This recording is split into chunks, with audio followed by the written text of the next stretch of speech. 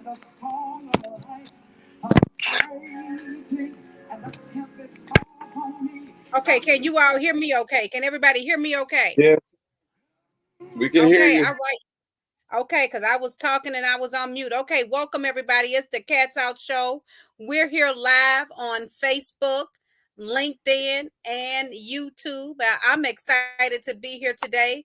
Our topic is a very, very hot topic. And you know what? Listen, we gonna help some folks. We gonna heal some folks. We gonna hurt some folks, and we may even offend some folks. But at the end of the day, we all got our truths as it seemeth unto us. So again, let me go ahead and introduce our special guest that we have on today. We got Martin G. Johnson in the building, the original, the one, Live on and the site. only, and the true crime chaser in the building. Martin G., can you hear us okay, sir? Loud and clear. Loud and clear. We got Miss Sonia in the building. Miss Sonia, can you unmute your mic and let me know if you can hear us okay, ma'am? I can hear you all loud and clear. All right. Welcome, welcome, welcome. And we got Miss Kai in the building. Miss Kai, can you hear us okay? My goodness, glory to God. Yes, Lord.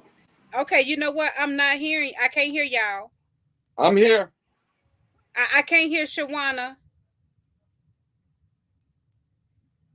I don't hear anything. I hear your mouth moving, but we don't hear you. We see your mouth moving. Y'all pretty.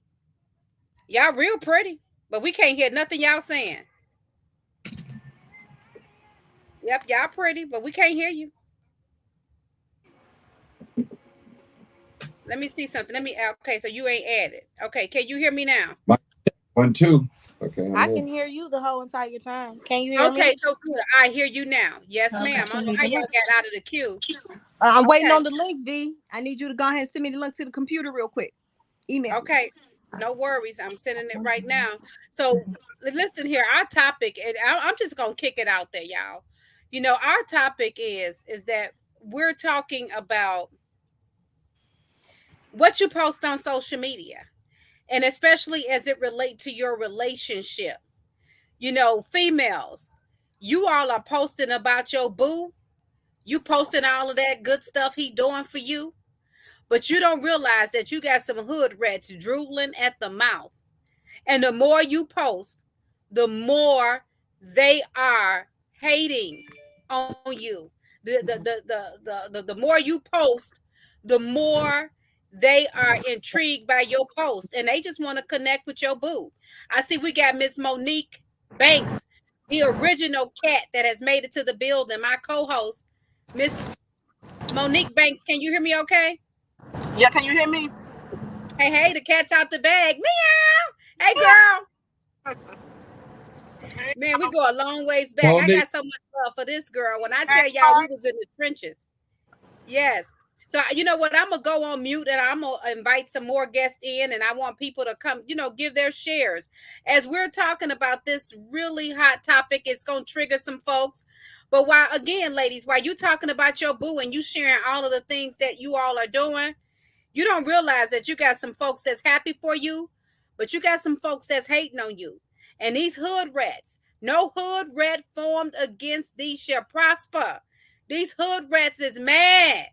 They drooling and they in the inbox and they sizing your house up. They sizing your car up. They looking at your purse. They looking at you and they looking at your boo.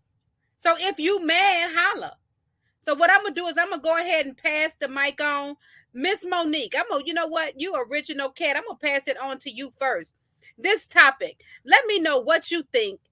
What's your feelings? Introduce yourself. Let our people know who you are, where you come from, and what you're doing here today.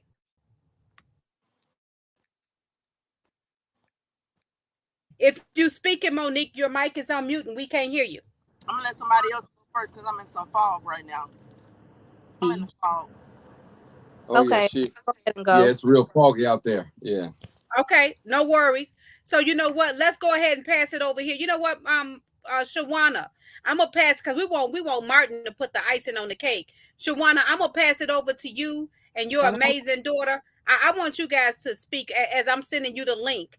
But go ahead and just speak on the mic while I'm sending you the link. But let us know what you think concerning this hot topic. Well, me personally, this is key. Me personally, Facebook is is what it is. It's social media. It's for the pretenders, the people who want to be certain things. So, me personally, I don't put my man, my relationship, or my business on there. Now people can assume maybe I do, but I don't drop pictures. I may relate to a status or be like, oh, that part or 100 or something like that if I agree with the mutual status that somebody put up. But as far as putting any of my relationships on there, no, because people are watching, people are hating, people are trying to figure out, oh man, she looking good now. Where her man at? So like, no, I don't. I want people to keep wondering and keep guessing. Even when I do want to post a picture, I cover his face up because I don't want nobody to know who he is. So that's me personally. My age group is a little different, of course, than my mother. So, they may like that, but I'm gonna go ahead and let her take over the mic. I felt a little hate going on because we don't stunt like that. The younger people, her age, in 30s, stunt like that, and they want everybody 20. to see. 20. You're in your 20s.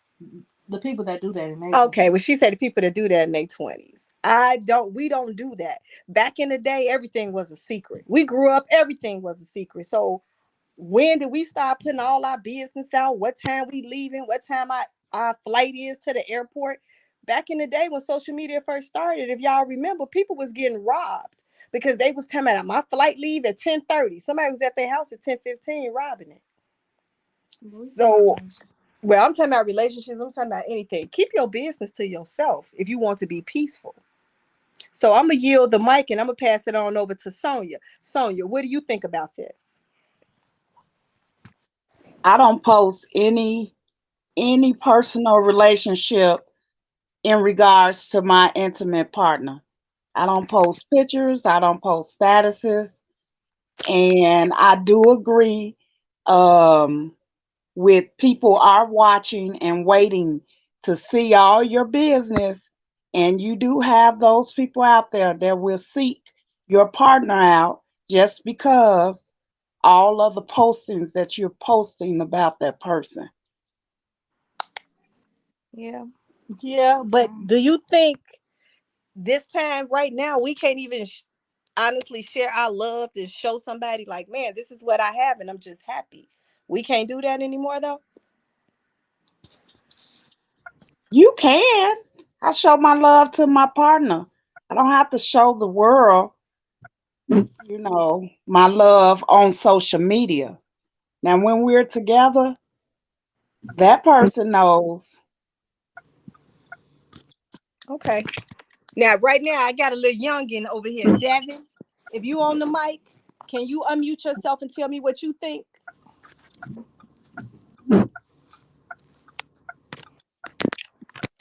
Hey, can you hear me? Yes, we can. I know you're in my daughter's age range. So what you think? What's the question again? Mike The check. Go ahead, give me the question, kid. We got you. Basically, the question is, why would you put your business on social media as far as relationship goes? Are you a person who goes on social media and post all of your business and let them know how happy and love you are and all of that? Um, yeah, me personally, I don't think that that's necessary. I've done that before in prior relationships, but where I'm at today, yeah, I would rather keep whatever I got going on private than broadcasting that to the world because it can bring a lot of unnecessary drama and attention to the situation that you got going on. So my question is, why do you Well, think that people do it? I Like, think people do it because they are, some of them, a lot of the times I believe people do it because they're miserable and they feel like they have a point to prove. So they feel like if people see this and that, They think that people are going to believe that's just what it is, and it's not. Yeah. I know Okay, a I couple tell you what. couples. No, I know a couple go ahead. married couples that does that all the time, and I know them personally, and I know the wife is unhappy, but on Facebook she appears that she has the world, and they are so happy. And I text her in there and then like, okay, girl, miserable. And she be like, why you say that? I said, because you told me you were miserable. Oh But wow. on Facebook, y'all got the perfect little family. Right. Y'all so happy. I'm like, I feel like this. You don't have to show the world you happy. You just gotta work that relationship within the comforts of your home. The two people that's in the relationship. The world not in the relationship. People solidify the life now based on what's put on that is life. If it's not on social media, it's not solidified. That's how people. Absolutely. Absolutely. You know what I want to do? I want to do this because I got my partner on the line. I Okay. got Martin G. Johnson, the crime chaser here. And Martin, I want to drop this topic right over in your hand. You know, we got a bunch of ladies on and we have a Mhm. young man on as well. Martin, we talking about people posting they boo on social media and especially the women. And I specifically targeted the women today because a lot of times as women, we think that just because we post in our boo that that's going to show the other women that that's our man, and he's unavailable. But Martin, tell us from a man's point of view what you think about this topic. Well, I want to comment on it. The last sister said something. She said that her friend and her husband, they look like the perfect couple on social media. I mean, I would play that role too because you don't want to let you wouldn't want to let social media let y'all relationship know that it's not right. You know, if you want to put it up there, because what goes on in your house stays in your house between two couples. But True. I mean, some people they like to broadcast what they made out. They want to do that. I mean, they secure of I mean, just like people been married for 10 to 15 years, whether they happy or not. Hey, this is my man. He's not perfect to y'all, but he's perfect for me. This is my woman. She's not perfect, but she's perfect to me. It depends because whether you on social media or not on social media, if somebody want to drift off, they're gonna do it anyway. You don't have to put your business out there. I mean, I'm talking about married folks now. Now, folks, just boyfriend and girlfriend may be a little different though. Because if a woman get on there and broadcast, hey, my man just took me to Jamaica and he did this for me, another woman gonna look. You got some people, I call them home wreckers. All they want to do is wreck homes. And some women don't mind you being married and go back home to another woman. Long as you kicking down them dollars, they'll play their role because you got some women will play their role. And what do you mean by that, Martin? Mean, hey, I know I'm the second best. You got mama number one at home, and I'm gonna play my role. So if me personally, I ain't putting none of my business on there, personally, because it ain't nobody business. It's just me, that's just me personally. Then I've seen women, as soon as they find somebody on social media, they go in, it's like they go in hiding. But as soon as their relationship breaks up, they back on dating again. They showing cleavage, everything. I said, oh, she's single again. I mean, I'm speaking from a man's point of view. I know when a woman got somebody, and I know when his relationship is on the brinks of breaking up or it's over with, because they appear right back on social media and start showing these butt shots and everything. So it's each his own. If it's up to your mate, if he or she want to go outside the relationship. Wow, can I jump up in here? And Dig, Go right? ahead. you know what?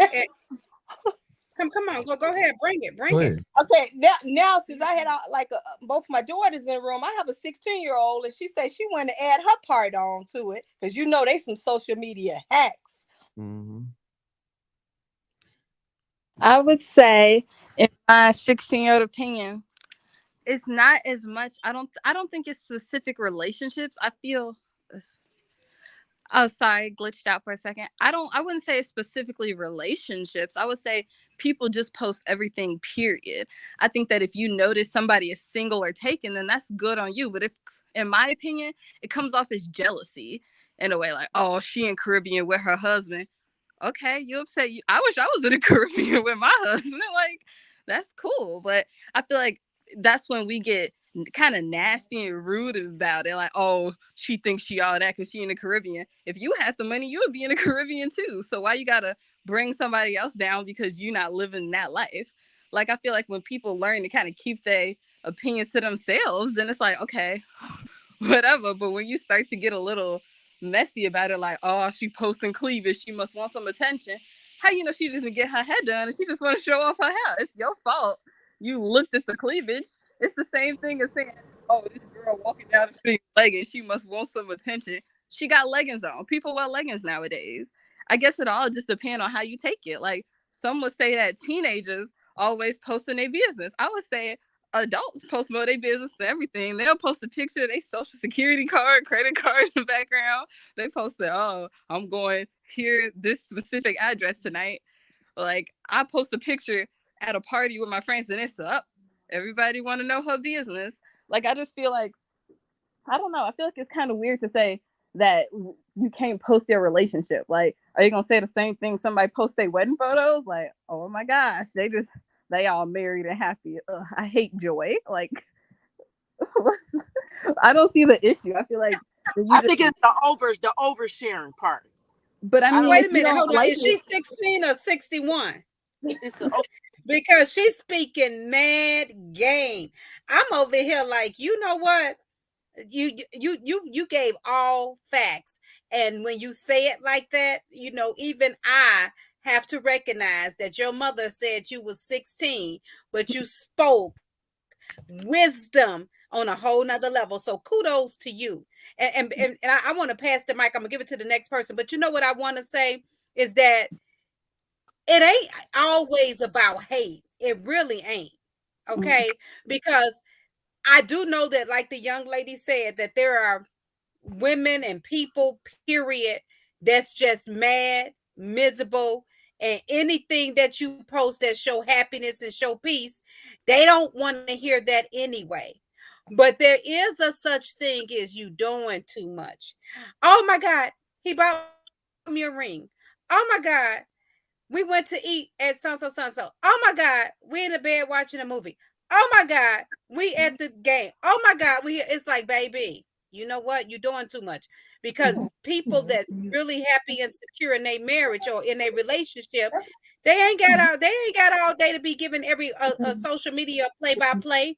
And the more you giving a play by play, you only making other people a little bit more interested, and you'll be surprised on how many people will fall out with you just because you over showering them with your happiness and with your peace, and they want you to be mad, happy, miserable, and unattached like they is. So they will throw some hate and some shame in the game. So I'm gonna pass the mic on. I heard it was somebody else that was trying to speak. We popcorn style. Just go ahead and speak. And I also want to remind everybody, if it is somebody that you just want to get off your account, it's something called a block button, unfollow this chat. So just always keep that in mind.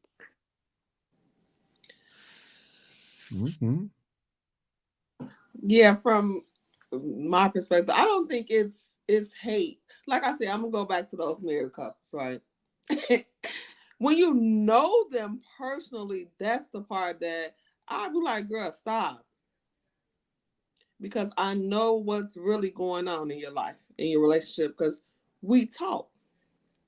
You don't have to post this to make other people think you guys have the perfect relationship, because no relationship is perfect. So that's the problem I have. I don't care, because Susan on my Facebook and she posting, okay, I don't even know you girls. You just a follower, so I'm just going through it. But when it's people I know and we have had conversation, that's different. Like, you ain't got to do that. I'm like, who you showing this that you are happy when you're not? Especially when you calling me and you in the hospital because you got beat up. Come on, girl, stop. That's my issue. Can I ask you a question, my dear sister? Mm-hmm. Now, if she posing that she's happy in her relationship and the world don't know it, I mean, she don't really have to post nothing bad. You ain't gotta post Yeah. nothing, period. I mean, if that's, When, some people, that's what they do. They use social media as entertainment, but I'm gonna go back to your thing when you said it's you only posting to make it appear, right? Yeah. So that's what she's doing. So you go from not posting, you posting food, to we're happy because you done ran into somebody you know. Mm-hmm. Mm-hmm.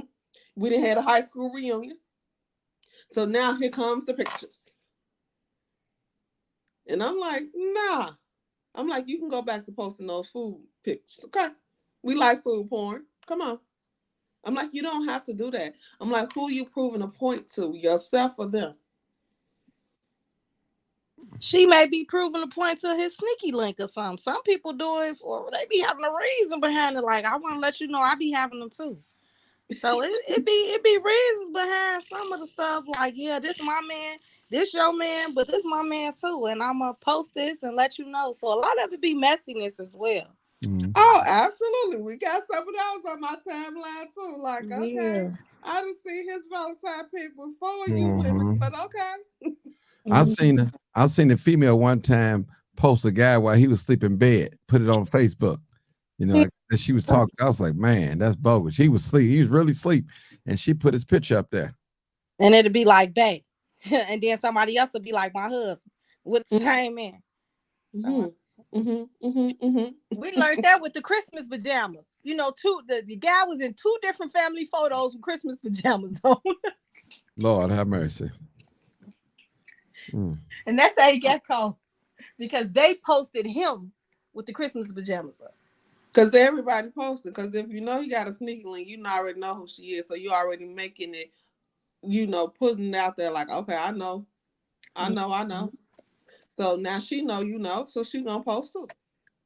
I like, back in the day, my granddaddy was an old school cat, so he did his dirt discreetly. Got a whole different family, but it was done discreetly. That woman ain't never come to my grandma's house. Ain't never show up nowhere. Okay, we got another youngin' on the phone. The young and man. That's how it was. Well, give me 1 second. You know what? I want to respond back because that's how it was. If you were, you just didn't boldly go and mess around with, people's husbands and then want to post pictures and go and disrupt their relationship. Where I come from, you get your butt whooped. I'm gonna be real honest with you. I tell people in a minute, if you want a real fast ass whipping, behind whooping, walk to the wrong person's house, telling them something about their man or telling them something about their relationship. Call the wrong wife and watch her give you some stuff that you wasn't expecting.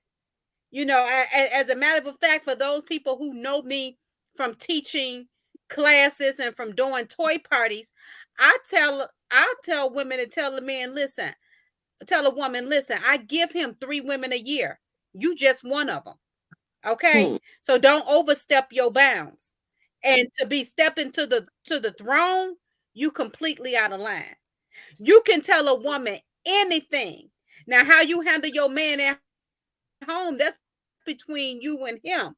But you never let no hood rat come to the throne because she got boned. However, you don't throw all your business. You never let your left hand know what your right hand is doing. You never post all your information out there because ain't everything for everybody. Now that's just old school. And again, let me go back to the original rule. If you was messing with somebody's man or somebody's husband, you kept your mouth closed or you get your teeth knocked out your mouth. Which one you want? Dig. Because that man go make sure you ain't saying a word. Okay, wait, hold on. The 16-year-old V, here she go. Okay. my mind told me to say this, but I think it also comes back down to just how society views women, period. Because even if you notice, just in this conversation alone, everybody, well, that slut or that woman or that men do the same thing. Men post shirtless pics, but as soon as it becomes a woman, it's she want attention, she trying to prove something. I've seen shirtless pics of men on social media almost as bad as I see a woman with a cleavage out. But when it comes to women, it becomes Oh, what someone happened? on the call be like, well, my granddad used to be, and it was all laughs and giggles, but we back to women, it's hood rat get she gonna get what's coming to her. But when it comes to men, it's all of a sudden it's okay. It's as long as you don't say nothing, it's fine. Why do we have this double standard for women and men in society? Unfortunately, Well, I it's tell just you what, I'm that glad that you mentioned men because we're gonna have men up next. But go ahead, y'all, because men, we're gonna ride the men on the next topic. But I'm glad you said that. Go ahead. Who was speaking out? I just said, unfortunately, it's just a lot of double standards when it comes to men and women, and it seemed like that would never change. But why saying that makes it not change? Sitting here admitting that there is a double standard, but you're Everybody expect more of a woman because we run everything. First of all, we run everything, and that's just fact. Those are just facts. So when it come down to certain things, it's just And don't look right when we do it. It's like they don't have titties, we have yeah, titties. and They women don't do what men do. right. I've met men just as snaky as women. It's just not talked about enough. And it's the fact that everyone's on call admit, yeah, men do the same thing, but it's the same people who turn around and bashing women for doing the stuff. So it's weird as that you guys are admitting the faults, but y'all aren't doing anything about it. You're admitting that it's an issue, Men but you're get not. bashed too, though. Men Not get on bashed this, too. Like it's not not a as double much as women. standard for me. It's not a double standard for me because the same way as I'm gonna give it to a woman that I know, I'm gonna give it to a man that I know. I have no discrete. It's no separation. Well, Period. at least on this call, I haven't seen anybody be like, well, men too. Everybody would just kept going into the women. Oh, they doing it for this. They doing it for that. But Because on my social media, that's what I see. I'm not seeing when you talking about shirtless men. I don't got a lot of I got a lot of older men on my page. So it's not a lot of shirtless men on my page. But if I go on my Instagram, right, it's a lot of young guys jumping in my DMs. And what I tell them, hey, if you don't want yourself on Facebook or Instagram, stop jumping in my DMs. Don't send me those pics because I will post them because I don't care. Hmm. Don't do it because I ain't for it. Yield it. I think she yielded the mic off that one, Talika. Hold on 1 second. I got the other daughter. Here you go. No? Oh, you done muted the older one. Okay. Now, right now, I see I have a younger guy on the line. Devin, can you unmute yourself and tell me what you think of these conversations we got going on? It was a lot of different conversations. I do agree with your youngest daughter in some sense, but I do think that it depends on whoever that you're talking to. There's definitely double standards, but I believe men can be hoes the same way that women can be hoes. I believe that, if you moving reckless, I'll tell my homeboy like, yo, you doing something crazy the same way that I tell my homegirl like, yo, you moving wild. So I think in that regards, it just depends on who you're talking to in the audience. I forgot the other topic that y'all was talking about just before that though. Just overly posting your business out there. I think some people take it as jealousy. I feel like it depends on the age range. You guys are younger, so I do see more younger posts in the 30s and in the 20s. They act like that y'all got to post y'all whole life. I went to the gynecologist today. She said I had a bump on my stomach. Y'all want to tell the world what's going on in your life, and we don't care. We just don't care. I think that depends on generations though, because for people my age and people that's under me, we grew up in a situation where we had social media, where it wasn't so prevalent for people that's older than us. So we can't necessarily say, that if people that was older than us had social media, that they wouldn't be doing the same thing. I don't know if that makes sense. I agree. Yeah, Yeah, they Martin would. G. Johnson. I'm here. I Now was I'm letting them sorry. get You know out. what, I'm here. Martin G. Johnson? I want you to kick in. Okay. Okay, but Well, let me go just. ahead. After the young lady, I want you to share. All right. Let me Okay, just go say ahead. something Share real now. quick. Okay. Now there is like the young lady said, there is a double standard. There are some things that's acceptable and that's not acceptable to men to women. Give you an example. A gay man is looked down on, but a gay woman is almost praised. Because a man would take a gay woman and her friend in the bedroom. And I'm excuse me, I just got to say it. It's more acceptable. You know, it's like if a man sleep with a lot of women, he's a player, he's a pimp, he's cool. But if a woman sleeps with a lot of men, she's a whore, she's this and she's a bust down, she's a runner, whatever. So it's a double standard. They both doing the same thing. It's just certain things is accepted for men and certain things accepted for women. Again, men that's gay, they look down on. Women that's gay, they really not, they basically get a pass in a sense. Men that have a lot of women get a pass. But women that have a lot of men, they don't get no pass. And that's the type of world that we're living in. It's a double Right. standard. Just like when And it comes, bring something else up there, because there's kids on here. But when it comes right. down to a man will ask for 2 women to get in the bed, but me as a woman, I dare not ask to get in no bed with 2 men. They're gonna think I'm crazy and trying to Correct. make take they masculinity away from them. That's gonna be a problem. Yeah, that's correct. That's definitely correct. You're saying it. So it's a double standard. It's definitely a double standard out here between men and women. But women, I mean, my thing is you shouldn't put all your business out there anyway, because especially if you got a good man.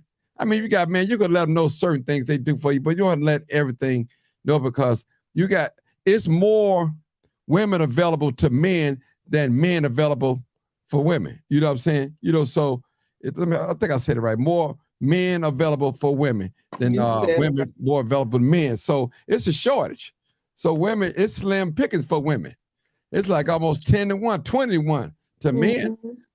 So, and you got some women, don't nobody really want to be alone. And sometimes they compromise. Sometimes they play the second role.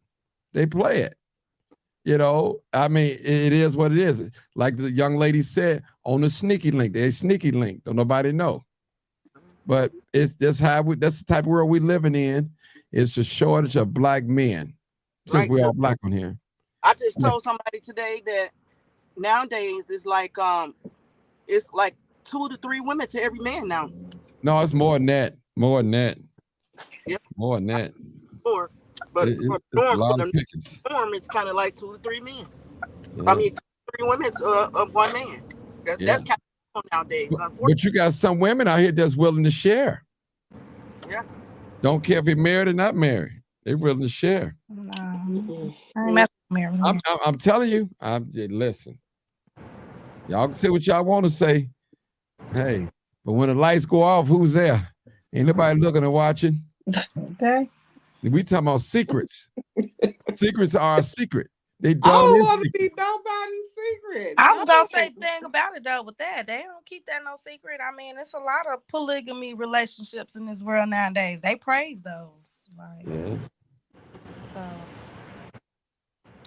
you absolutely right, Keith. Because my cousin, I'm just putting all that business out. But anyway, I got a cousin, and he got 2 baby mamas, and he moved them in all in the same house. And I said, how you gonna do that? And I say, if it worked, I said, how you gonna do that when you made them enemies? He was like, why you say that? I said, because you show one more attention than the other one, and then the other one knew about it. I said, you made them enemies. I said, you did it all wrong. He was like, put me on. I said, no, I can't put you on game. But you did it wrong. And I'm going to just tell you, it didn't work. It didn't work. Wow, but he tried it, though. I said, that's one out of many. For real. It's going on now. Trust me. Is it more common than not? It's definitely more common. For their generation, not mine, because I ain't sharing. And if I know you out here fooling around, it's gonna be smoke in the city. Yeah, people say that now. You can't say what you're gonna do until you get to that point. Until it happens to you. Everybody wanna sound good. Everybody wanna sound like It's that. gonna be. Hey, And I'm like Medea. Peace be still. you don't know exactly what you're gonna do until you do. I'm not sharing. I'm not sharing. I know that's not gonna happen. Because if I feel like this, I feel like this. If we're working towards something, and you feel you need to step outside, you need to be outside. Bye. Okay, so you don't believe this about all these men that it's so many women and not enough men. So what you gonna do about that? That's why I don't share. I don't really post my. I will drop a picture here and there. That's it. And I was always taught this. My brother said, if you don't want your next door neighbor to know what you're doing in your house, don't tell them. So I keep my stuff to my vest, right? But what if you're really excited about something? Now this is your time to shine. A lot of people don't have to be able to shine. Pictures. I got pictures. Just because they're not posted, that don't mean that they're not there. Well, can I say something to you? I don't mean to crash on your parade. You can. Come on, bring it in. You don't know what nobody do. You only know what you do. Huh.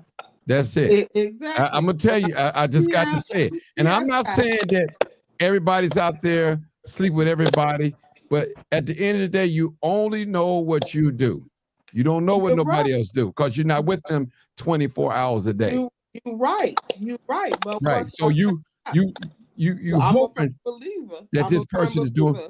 You hoping that this person or that person is doing right by you. You just don't know. You just have to believe. You know, my thing is, don't put it in my face now. If you're gonna do something, don't let me see it. Don't let me see it. Dark comes to the light. So if you out there doing something and I find out it's smoking the city. Well, let me just say this: you can find out, but don't have no proof. If I found out, I got proof. I got no, you listen. Okay. It's like this. Let me tell you something. Some people you'll never see them smoke crack, but you know they smoke crack. Some people you'll never see them do a certain thing, but you know they doing it, but you can't see it with the naked eye. You won't. They just that smooth. That's all I'm saying. Just like a cheating spouse or boyfriend or girlfriend, you know they doing something, but you just can't prove it. It's just something. If I know, then I have receipts. Now that's if I'm suspecting, that's different. But if I know something, that means I know I got receipts. That's just like I'm reading a book. I read the words. I ain't guessing. That's a difference. I know for a fact that you're doing something. I got receipts, and it's gonna be smoke in the city. But if I assume, I'm suspecting, I'm guessing, that's totally different. Okay. That's different. Yeah. Because you got some bad people out here. They smooth operators. They not a hold a woman. They not tell her the things that she want to hear and all that. That's what they do. They professionals.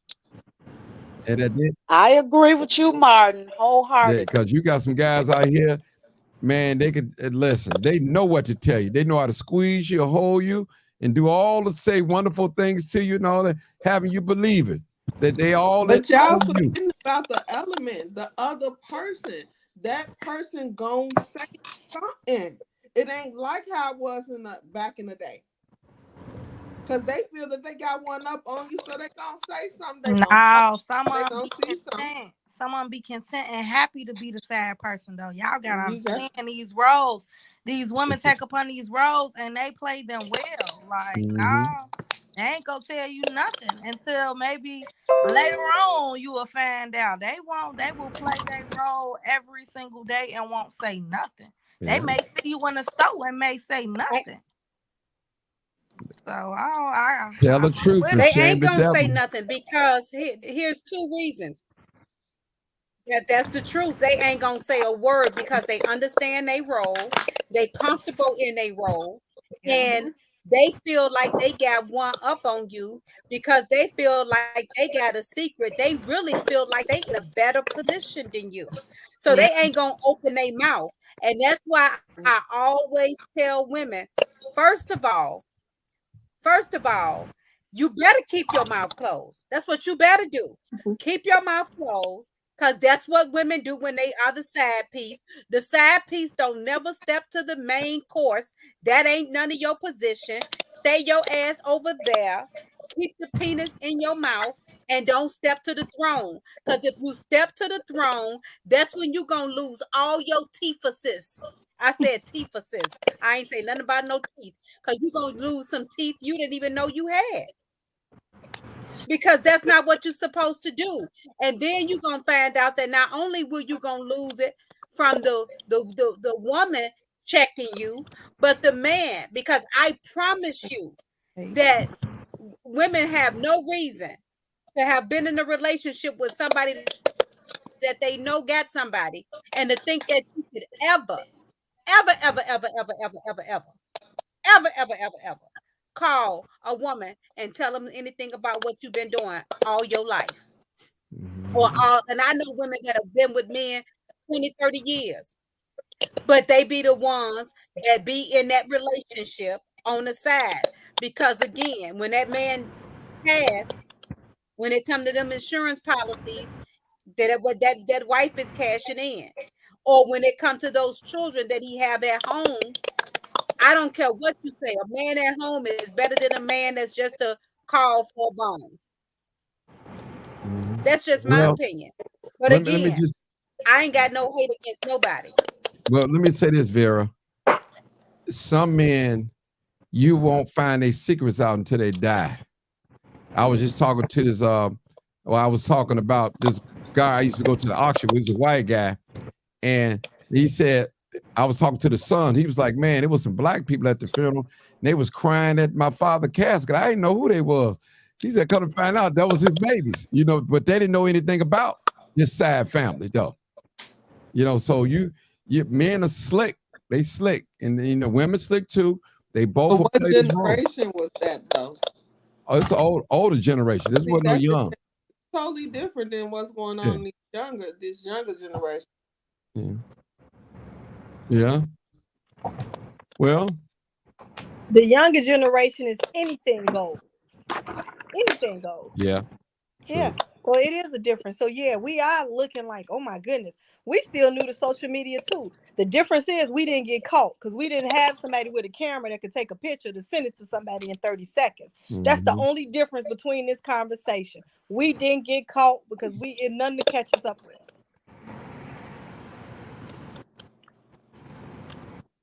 I agree. Social What media I want to definitely add back made to them. Martin's Oh, go funeral, ahead. I mean to the thing.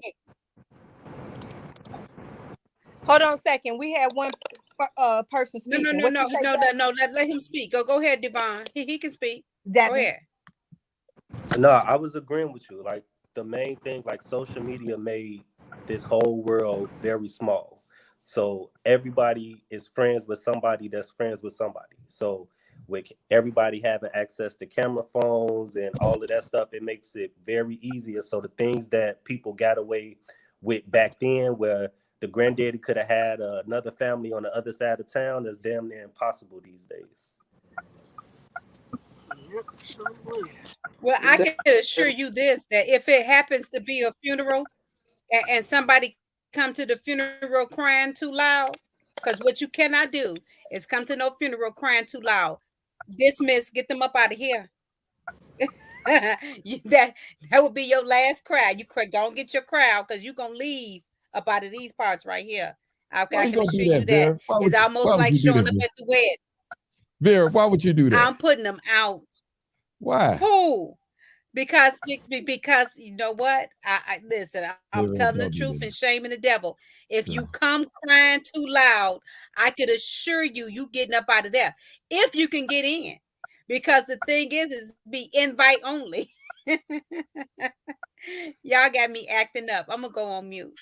Yeah, because the children are innocent. They don't actually come here. They don't actually come here. If it's some, it's like if they, then you got some men, they don't acknowledge their children. They just, I mean, they got hooked up with a chick and never knew her. They look good, and the baby was conceived, and it happens. It happens. It happens. And sometimes the mom don't tell the child that who the real parent is. They tell me dead. I don't know where he at. They know, so things happen. Things happen. I'm just keeping it real, man. Tell the truth and shame the devil. I mean, that's the older generation. Come on, let a baby be a product of a cheating man.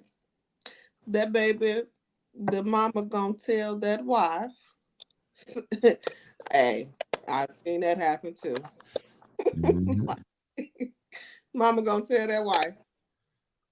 She gonna come to that house and send an email, a text, send a messenger. Somebody gonna tell somebody. It ain't gonna be quiet as kept like Grandpa did down the street. But right now, everybody angry. When people get caught now, we had a therapist on the show. When people get caught now, they throwing bricks. They going to the woman's job. They trying to get her fired. They going to his job. People are angrier now. You just can't cheat quietly. People got anger in them. You knew already when you got with him, he belonged to somebody else. We got to sometimes take our role and say, I can't be this upset. If he cheated with me, what make you think he wouldn't cheat with somebody else? We got to sometimes take our role. It's going to hurt. But the therapist said one thing, when you get cheated on or the sneaky links come, it's like death. You go through death because that's a trauma. Something was taken from you. So people are angry now. So just be mindful because we got social media. Just stop posting everything. Don't say nothing but good morning. How about that, Tilly? Good morning, good evening, good night. How you doing? Nah. But if it's your page, you can post anything you want on there. You know what I'm saying? That's what I was taught. If it's your page, you can post anything you want. That's your business. If you want the whole world to know who you sleep with, who your man is, your woman is, that's on you. Because we all have that old person that we had a crush on back in the day, or that we secretly admiring, both males and females. Mm-hmm. And people be sliding in people inboxes. Mm-hmm. They say little things. It's a little colder word. Oh, how you doing? Hey, yeah, you know how it go. You know when you're attracted to somebody and both of y'all on edge. You don't know really, don't want to say too much in the DM, but just enough. So hey, I've seen it. I see it all the time in my DM. Oh, okay. Look at what you saying, Martin. What you saying, Martin? Who be all in that DM? Talk to us. They be in there. Hey, I'm telling y'all. Hey, they don't come disrespectful, but just initiating the conversation. See if I can just keep it going. Keep it going. I'm a man. I like to be flattered too. Tell I'm nice looking, I'm handsome and all that, but I know where it's going. So listen, one thing I learned, if you don't start, then you ain't got to worry about stopping it. That's it. Period. Clippers rule 248, Martin. You got to keep it to yourself. You can't tell. No, I ain't telling. I'm just saying gonna start it. Hey, I give you a friendly conversation. But once I see where it's going, now I got to cut this off. I got to cut it off. Got too much at stake to lose, And some people ain't got no discretion when they come in your inbox or on their page. You see they loud on their page, they loud in private. Period. I tell the guys that hop in my DM, if you can't post it on my page, then you don't need to post it in my DM. I ain't interested. I'll tell you if I'm interested. If I'm not telling you I'm interested, I'm not interested. So don't go and post because I'll put up something and here you go. Hopping in my DM. I'll be like, what on my page that I posted today that said come in my DM and seeing if I'm single? Nothing. It's a scripture.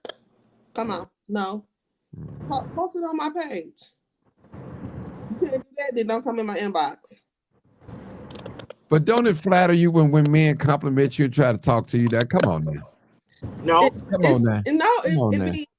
Martin, it kind of aggravating Martin because we grew up ever since we had a period. Somebody's trying to get in there. So sometimes it gets a little tiring at times. Listen, you know what? Let me say this. My lady used to come back and say, he tried to talk to me. I said, don't tell me about the one that you didn't like. I want to hear about the one you did like to try to talk to you. See, why is that? Women always tell a man he tried to talk to me because they know they don't like him, but they never tell about the one that they like. Why is that? Well, we're gonna go back. First of all, I heard you say ladies, and it was an S on it. So you need to explain yourself, Martin. What you mean by Yeah. lady? I'm 54. I done had more than one lady. I Okay. had multiples, so hey, I had a lot of looks. At the same time, Martin? Not at the same time, a couple of them at the same time. I Okay. can handle two. I ain't telling either way. Okay. Well, it's Okay. not good for a woman to say that. No way, Because we can't tell because it was a joke on Facebook. We broke up we had a small breakup. We broke up for 3 weeks. What did you do while we was broke up? Nothing. He said nothing.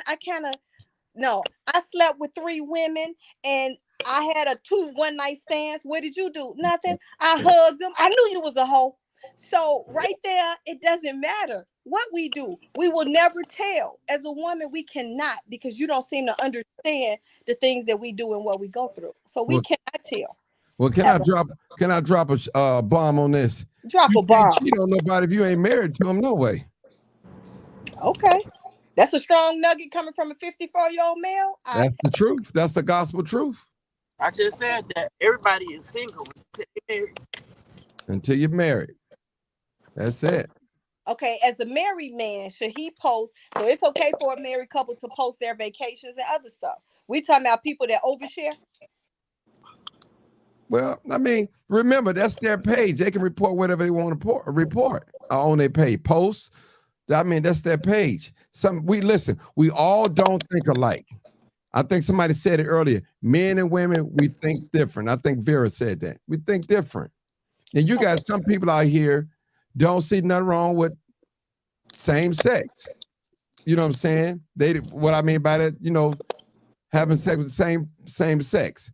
They really don't see nothing wrong with it. So, I mean, it's each his own. Some people don't see nothing wrong with having 2 men or 2 women at the same time. So some people they have different thoughts. What's wrong to them may not be wrong to me. They have different set of values. Not make sense, right though. Okay. So I want some of the audience that has not spoken to unmute yourself and tell me what you feel. Do you feel like right now at this times we need to hide our mate because somebody is gonna go and try to holler at them? They're gonna holler at them if it's in the DM or at the bus stop or at work. 9 times out of 10, you better watch them coworkers at work because that's where the relationships start at work. They don't start on social media. Actually, relationships, sneaky links, people going back and forth, screwing each other starts at work. So if you're married, your best bet is what coworker, who you close to, and next door, you got to watch your neighbors too. Yeah. I mean, but here, let me just cut for a second, Shawana. But here's the thing. Can y'all hear me? Yes. Yes. Am I delayed? No. Okay. As I was saying, okay. So as I was saying, you got to watch, like you were saying, you got to watch the work. You got to watch the job. I mean, you got to watch your neighbors. But more importantly, the best thing you can watch is yourself. Meaning that I am getting ready to measure nothing that belong in somebody else's pants. If anybody gonna do some watching, you better watch me. Because the truth of the matter is that the only reason why I made the post about being careful about over posting is because, again, you over showing what you got going on and you only making it appealing to the next person. And that's why I say keep your rats in the trap. However, a man gonna do and we're gonna talk about women because that's the next topic. A man gonna do what he's gonna do anyway. It ain't nothing you can do about it. If whether he say he going to the store at a gas station, that nigga going next door. When he talking about he going to work, most of them got work wives, work whatever they got going on at work. It ain't nothing you can do about that. But as a woman, the more you showing people what you got in your house, the more they keeping their mouth closed so they can get some of it. And to see you miserable, to see you because they already, you know, in a vulnerable position. But they whole plot is that I hope one day I can see her hurt, disappointed, and to take that smile off of her face. Keep smiling. You think When people you get that posting, treacherous? You think people are that treacherous, V? Mm-hmm. Yeah. it ain't what I think, it's what I know. Yeah. I done did this and I've had these conversations for over 20 years. I've said, I'm the vibrator, lotion, cream, or sex fellatio person. So I done did this for 20 years. I done heard the stories. I know it. I've been married for 22. I come from a Sagittarius, Queen of Club, Ruthie Marie Giles mother. That if she didn't teach me nothing else, she taught me some game as it relate to these streets. And it ain't meant to be sold, but I'm just gonna tell it. I mean, it ain't meant to be told. I'm gonna tell it right now. Is that, you know, again, you can't measure what a man gonna do, but what you cannot do is put all your business in the street. You can't let everybody know about your happy home and let them see everything that's going on in your house. You can't let them know about all your vacations. Some stuff, keep it to yourself. True. Because these helpers be thirsty, they be hungry, they be mad, they be lonely, and they be And plotting. those for these But men too. but if Men. yeah, but we're gonna talk about men. Trust me, we're gonna jump on the men. That's a whole topic.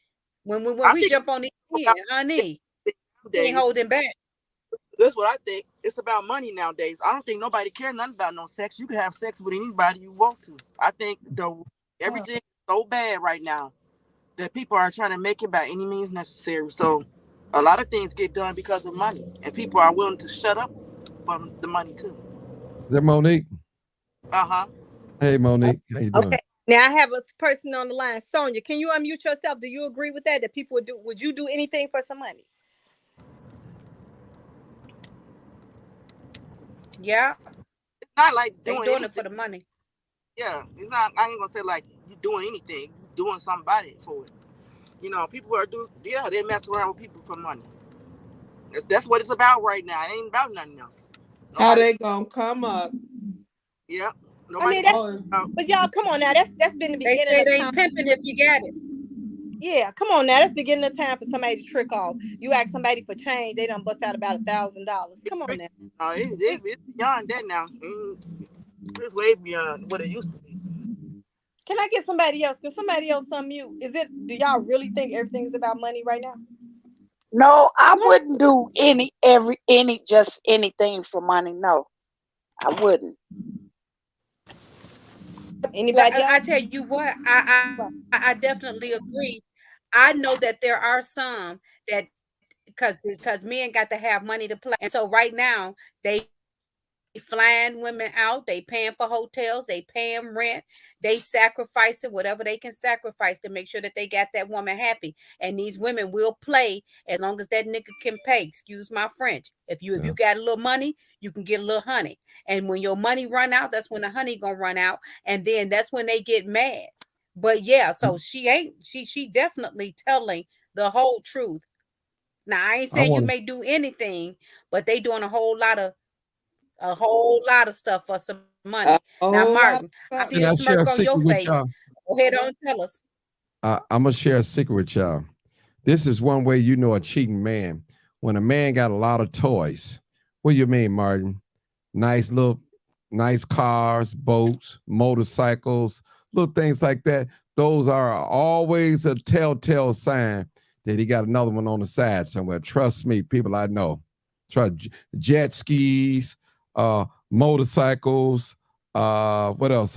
Like little fancy cars, maybe a muscle car or something. Those are all telltale signs that a man is cheating with them toys. Them all the time. What you call that thing you sit in there, them two reader? What you call them cars they sit in and ride real low? I don't know what they call them. Slingshots.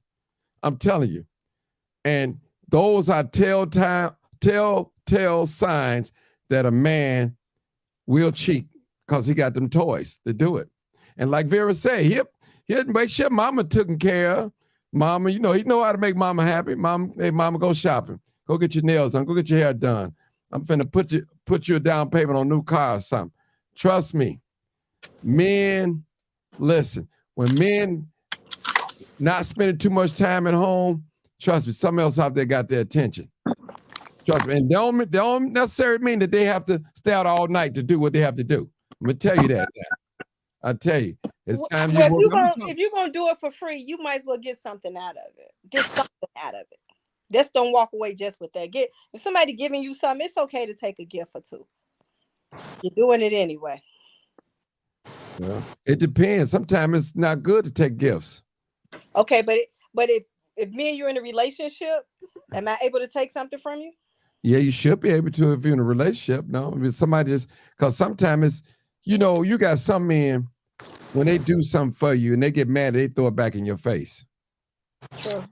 And then you got some people out here, I'm talking about men, when they wrong their girl, they'll go take a shop, and that's the way they apologize and they feeling bad. They'll stay in the house for 2 or 3 days, maybe a week, then they back to the normal routine. Skipping nights. I was at my bar, I fell asleep, we were shooting pool, or the car broke down, all types of excuses. Or my phone went dead. Martin, you sure got all the excuses. How you know? I know. I'm 54, baby. Oh, okay. Just checking. I know. I'm telling you, I'm a man. Is anybody else going to co-sign this? Do I have any younger men or anybody else to say, yeah, I have did this? Never. He got a point to he has a point, but I think it's a little bit different than that from my generation. Like, men understand that women like security. Women, they like dudes with money. They like dudes that have nice things. So if you a dude that wants to have women, or that like to have women around, or that want to have options, then you already understand that you can't be out here just be a busted dude. Like, you got to have some type of income. You got to have some type of money if you do want to have women around. Somebody said you're telling our secrets. I told you it's a secret. And listen, y'all, you don't have to believe me. Just keep your eyes open. That's all you got to do. Keep your eyes open and your ears tuned up. And you'll see facts right there. You'll see.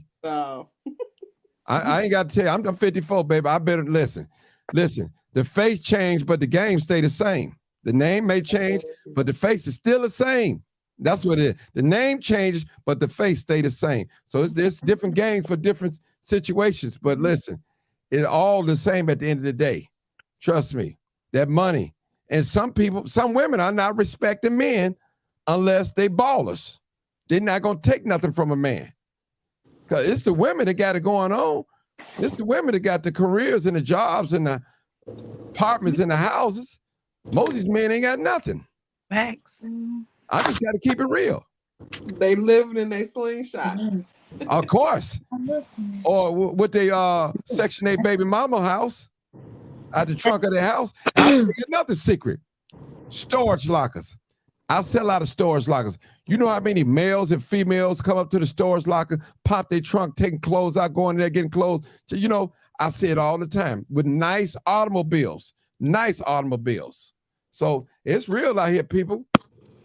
We got this thing. We want to look rich. We want to look prosperous, even though we're not doing that. We got this thing. I don't know what it is. I call it covering up tragedy. That's hurt, pain. That's what it is. Hurt. So these are secrets I'm telling y'all. So all you got to do is keep your eyes open, your ears, and just watch. We all know somebody that got some money and got a lot of toys. Just watch them. Just watch them. Nice jewelry, fancy jewelry. And it could be, okay, let me break it down to the little man's state. Most guys that got money, they're young, probably in their 20s, they card crackers. They scammers.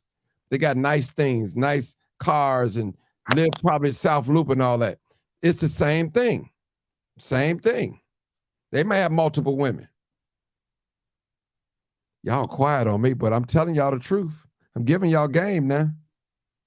Somebody told me stop talking. I say some of it's true, but see, you a little older than I am, so it's a lot of truth to it. Listen, baby.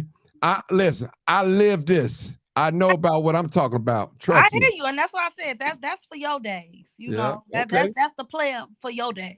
Listen. A cheater is a cheater in any day. Trust me. I hear you, and I'm not saying the world is cheating right now. You know why? Because they're saying that it's okay to do it. They Yeah. having it on Facebook. Look, I'm doing this. Oh, I'm doing this and I'm doing this. So I mean, the world is cheating right now. The whole world, just like you said, ain't nobody. Everybody's single right now until you married. I agree because that's the world we living in right now. I Yeah. definitely agree with that. But And I share another secret with you too, young or old. If a person really loves you, if he or she really love, they won't do nothing to hurt you. If they know you don't like taking Fact. the telephone number, I they're disagree. not gonna hurt you. Fact. What you listen. This how you know a person that love you when they know they can cheat on you without you ever finding about it knowing, and they don't do it. That person have respect. That's the person to be with. I'm telling you, because if a person can act right when you're not standing over them and they ain't under no pressure, and they know they can get away with doing wrong, and you'll never find out, and don't do it. That person, male or female, is to be respected. Facts. That's young or old. Now you can't listen. That's all across the board. I say I agree with that. I got you on that. You right. I think that You right on that. You definitely right on that. Yeah. That's love. But I can definitely say that my age group these days, they cheat. And that don't necessarily mean that they don't love you. But look No, that what's ain't no going love. on. Cheating. I feel like look what's going on. You got all type of stuff out here nowadays. You got women that is willing to be the side chick. You got women that got these big old horse booties nowadays, and that's a big thing. That's I want that. I want that. Ooh, so I feel like But see, that's the big when you thing to right. y'all. Hold on. That's the big thing to women. See, let me just share something with you. Most women, and I'm gonna say this, y'all think because y'all have a big old booty, that's body. That's not all about body. Because you got some guys, you got some men, they got a feet fetish, they got a hair fetish, they got a teeth fetish, they got a complexion fetish. Listen, that old scripture said in the Bible, beauty is in the eyes of the beholder. That's it. Every man don't like a big booty. Every man don't like big breasts. It depends on the man. But you gotta understand, once again, in my population, in my days, times is different. They love that. That's what they love. They That's call what us you celeb- used to. No. Listen. That's what Hold in on. I'm talking. I'm 33, so I'm Listen, speaking from sister. 33 year Listen, I was 33 for 12 months. for 12 months. You right, but baby, you 54. Come on now. Time to Come change. on now, baby. Ain't nothing new under the sun. I tell you, the You name can't You changed. tell know me what? if you seen a Let me girl say with a this. big We got a old new booty. guest that came in too. I see Kim is here. We Hold got a on, new let me tell you. guest. I just want to Let me just say say, something, Kim, I Vera. see you. Let me say, I like a woman with a big old booty, but I don't want one with a big old booty. I like petite women though. That's what I like. That's my preference. I'm gonna keep it 100. Now, big old booty, it looks nice, but I don't need no one with a big old booty. But that's you. I know. I'm just saying. So That's you all men out don't of a want big million. booties. I'm just So, Key, I be on the podcast with my cousins, and they all men. And so, what they told me is women do that, get those booties for other women. It's not because of that's something that they like. Yeah, they like looking at them. They may like hitting them, but that's not what they want. That ain't what is at home. For sure. So that's what the men told me. I was like, I had to think about it. A lot of women out here do things to compete with other women. whew, say it, sister. For I'm, sure. So And it's then not. especially if that's all you seeing. But let, Like let's back this up because there are some women that got natural bodies that didn't go pay for them. That's what they naturally got, and because they naturally got it, then they get kind of in the what I want to say. They kind of get into the energy of the women that went got them for the hype. But there are Yes, some women ma'am. that build Yes, their ma'am. bodies, that got natural Yes, bodies, ma'am. and Yeah. and they ain't got nothing. Well, go ahead, Kim, because you know what? When we talking about the gym star and somebody who got a bad body that she didn't pay for it, she worked out for it. We got Kim on. Okay, Kim, go ahead. Yeah. Hey, yeah, I get that a lot. I get that all the time. People ask me, where did you get your work done? Who did this? Who did that? And even people asking me to be ambassadors for their waist trainers, and I won't do it because, man, Vera been A1 for day one. She know where I come from. I'm not a liar about it, but I do get it a lot. And initially, I was offended, like no, I didn't have work done. But later on, I said, hey, well, whatever I'm doing must be working, you know. So, you know, as we age, we get older. And because I've never stopped working out, I just kind of shifted my weight in different places. When I was a personal trainer, I specialized in body sculpting. So yeah, we do get that a lot, and everybody don't like it. Everybody don't want it. But I wanted to touch bases on what we're speaking of in terms of posting our mate. Now, anybody that has been my Facebook friend know that before I was married, I used to write letters and post them, dear future husband. You remember V? V, can you hear me? I remember. Yeah, Yes, I used to yes, I write hear you dear fat. I future remember that. husband. So now I have my husband, and I ain't gonna All right. hesitate to post him. I ain't gonna That's hesitate right. because if I could post that before having him, and now that I have him, he's everything that I ever dreamed of. I don't have a problem with posting him. I don't have a problem with a woman thinking she can take him, because actually one woman did try that here at work, you know, Mm. because I know who I have. So I agree on both ends, you know, in terms of posting everything. And I don't post a lot. I just mostly post like my workout videos, but I don't post a lot of him and what we share. A lot of things are private and intimate. And if it's just dinner, we just want that Yes. dinner to ourselves and we won't post it, you know. It's not Hmm. about social media all the time. We have our own page anyway. So I agree with that as well. Um, it's And sad and, that we and, live in and the you day and age. no. Go ahead, Kim. I'm sorry. Go ahead, huh? Did she cut out? I Kim, we had can't another. hear you. But go I ahead. had I don't know another. what happened. I had another secret to share with y'all. It slipped my mind, so it'll come back to me. I'm telling you, anything that I said today, go back and listen to it. I guarantee it's gonna come to pass when it comes. I know how a man think. I'm a man, trust me. And I've been in those circles, and I know how we think and what we say. Trust me. And listen, yeah, let me tell you this. I'm gonna tell you something a man won't tell you either. A man like a whore and a younger woman. That's what they like. But guess what? They probably won't marry one. They're not going to take one home to mama because they know ain't nothing you could do with that, really. They need an older, established woman, maybe their age, close to their age. I'm just keeping it real. The reason why they like a whore is so they can act out their dirty desires. That's it. That's it. It's like a playground. Nothing else. I got daughters. I tell them all the time. You listen. If a man never brought you no flowers, that should tell you something. You're not that type of girl. You're not that type of girl. That's what I tell people. You're not that type of girl. Now, it depends on what you want. Listen, some people date to marry. Some people date just having fun or playing house. It's your option. You got to lay it on the tables in the dough, depending on what you want. You know, that's just how it is, people. Listen, because men, they're going to look, but men, at the end of the day, they know what's good for them. I'm going to deal with this sister because she established, she got a home, she got a credit, she's smart, she's intelligent.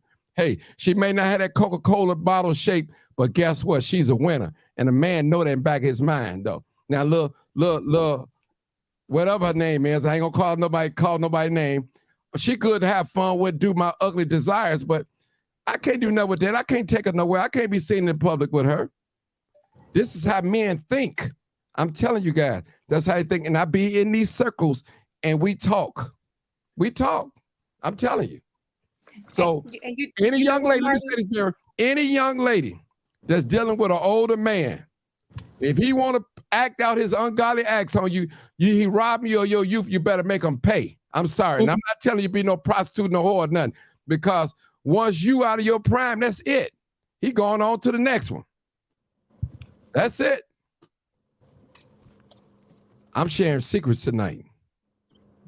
You We letting the see, man we out see. the bag. I was talking about from a Drop, man's You point make of view and now, from a dropping them man talking. nuggets. They Now talking we like Yeah. well, you know what? And I want to say this because I know Kim was on here and she at work, but we've come from a long ways back. We come from grammar school, as a matter of fact. And she's one that has stayed in the gym and that has scoped her body long before BBLs for the African American girls was really in. She one that scoped her body and she stayed working out and she manifested her man. I mean, she was one that was writing love letters to her husband before he even came. So we saw years and years of her writing letters and describing what he looked like and describing how she would treat him. So even when I made the post and when I said, there's always somebody drooling. The more you post, it's a hood rat ready to kind of get her some cheese. I didn't say that to tell women that, if you got a little shine, then shine. However, just know you gotta keep you some rat traps out, because the more you post and the more you showing, you gotta keep them rat traps out. And then again, okay, so I see Kim done made it back. I don't know if she can talk, but again, there are women out here that had naturally big, nice, fat butts long before BBLs ever came out. And now that they got these butts, they have to answer questions where you get your body done from, or they get into that ram of, because a lot of these people and women and men that then went got their bodies done, they have to fall in that category because people assume that they the ones that went got it for the show, and all of them didn't go get it for that. And I'm gonna rest the mic with that. I think we lost Kim again. But anybody else go? Oh, Kim, are you still? No, she is. Here she go. Anybody else just going to kick in? I was gonna say it's the 16-year-old Zach. I was gonna say I think it all roots from like me and my older sister generations. We're the young generations, millennial, Gen Z. From our perspective, it's just if you care, you care. If you don't, you don't. Like, who cares? Somebody got a BBL. Who cares if it's natural? You compliment somebody. Oh, you look nice. Or oh, ask a question. But when it comes down to, oh, they got a BBL, they don't want nothing serious. Or oh, they posting a picture, they don't want this. When you start to analyze it, that's when it gets overcomplicated. Like, when it really comes down, who cares? Like, who cares? She posts a picture. If you don't like the picture, swipe past it. If you like the picture, like it, comment, hey, you look good. Like, that's what makes it worse. When people sit having these discussions like, oh, they want this, they want that, oh, they want this because of this. And even from older generations, it's not the same it was 50 years ago. It's not. Of course, y'all are gonna have those perspectives on it because that's how it was, but it's not the way it is now. How would you know? Okay, she's 16. I'm Yeah, with how would you know? You don't know nothing about. You ain't been here no time. Let me But I mean, let me just say this. Can but you all hear me? I'm gonna Can say y'all that. hear me? Oh, sorry. Let me just say this. I want to tell you, back in the day when I was in grade school and high school, I was made a mockery of for having a big butt and big thighs and big, thick, full lips. Remember me? They made fun of me for that. And now people are paying for it. So sometimes I do get offended because I'm like, nah, back in, a while back, they made a mockery of me. Oh, you this, you that, big lips and all kind of, you eating ham hocks and all that. You know what I mean? Like now, that's what everybody's paying for. So when they say, ask me where I get my work done, that's another reason why I become like offended sometimes when I do. Yeah. You should be like, no, ma'am, no, sir, no. No, you know what I tell them? I said, Dr. LA Fitness did my work in the Wow. lab. That's what I tell All them. right. Well, let me ask Because you. it's dedication and determination and hard work. And so it can become offensive when I know it takes a lot of discipline. You know what I mean? Like I have bad days where I cheat. I have days when I'm discouraged. I'm human. It ain't perfect. Let me ask you ladies a question real quick. Those of you, if you know anybody that ever got butt work done, Yep. okay, before they got the butt work done, was they married or did they get married after the butt work done? How is their relationship status with the big old butt? They ain't married. I know it. That's my point. That's my point. That's my point. They ain't married. That's my point. But who cares if they're married or not? It's the older generations that got divorce rates so high. Like, it don't come down to, oh, they And got this, youngster, they got that. It's and the the older younger people are not getting married. because it's the parents that's not showing them functional relationships. If Right. 50% of people are divorced nowadays, then they're not making those connections. Why would you want somebody to be forced into marriage or forced into a relationship if they're not making those connections? It's not. We have this bad stereotype that you have to be married at a certain age. Let me know you want lorazepam, okay? You don't need nobody. I don't think you have to be married by a certain age. I think you get married when you find that right person. I And agree with it that. could be 80 years old. I don't care. I really don't care, because whatever makes you happy as a person, that's all that matters. I agree. But you Well, know, I'm I go would ahead. say this in terms of that. This is my second marriage. In my first marriage, I got married because I had children and I didn't want to be looked at as a statistic. So no one knew the inside of my unhappiness behind closed doors when I was abused and mistreated by my husband. But it looked good on the outside, on the surface, that hey, we're a family. So, and I stayed in that abusive marriage because I cared about what the fuck society thought. I don't care anymore, and I'm just found the love of my life. So Did you it, get it rid of ain't him or he necessary. got rid of you? Which one? My first husband? Yeah, first husband. Oh, I left. I Why left you leave? eventually. Why you I left leave? because I began to know my worth, Okay. and I began to know that if I say I love you, that don't mean that you're gonna love me back. If I love this man, he gonna love me back. That's not the case. Okay. That's not the situation at all. And him being older, like a lot of older men, they want to prove that they still have it, so they go out messing around, cheating. That's what But we do. That's what we do. well, I have a younger man, so maybe y'all do. I Yeah. ain't with Yeah. the. I I'm don't have serious. no That's older what we man. do. Yeah. I mean, Wow. a younger man know you more established and all that. They don't that like I said earlier. I don't know if you was on here. Men, Mm-hmm. they like established women. They like Mm-hmm. horse too, but they ain't gonna marry one. They ain't gonna bring home meet mama. Yeah. She gonna be a sneaky link. That's what she gonna Mm-hmm. be. And but I want Yeah. to say something. Most divorce is filed by women. Women do more filing for divorce than men do all day. I don't know why, but that's it. That's in the numbers. You can look it up. More women file divorce than men. Cause we get Maybe fed because up we get fed first. up. There you go. Right. And We then get you will fed up. stay. You will Yeah. stay with me because it's cheaper to keep me, and you will Mhm. have Yeah. that helper on the side, but you will come home to me every night. That's why y'all don't file divorce. That's Y'all don't want to pay the fee to actually get rid of me. yeah. That's why we Right. don't care. We will save up. We will work overtime to say, you know something. Let me go ahead and get this and planning to leave. So let me go ahead and get rid of. I got a trick for him and not say anything. It's because you wouldn't spend that money to divorce me, Martin. That's the only Bye reason. bye. See you It's cheaper later. to keep her. See you, mama. It's cheaper to keep See you her. Let's keep tomorrow. it No, real. tomorrow At Thursday. Yes, work, Tomorrow it is. Wednesday. I See had you somebody tomorrow. tell me, if you Yes. stressing out, just you need to just go find somebody. Good It's night. okay. You think I didn't want to be divorced, but I stayed with her because it's easier to stay with her.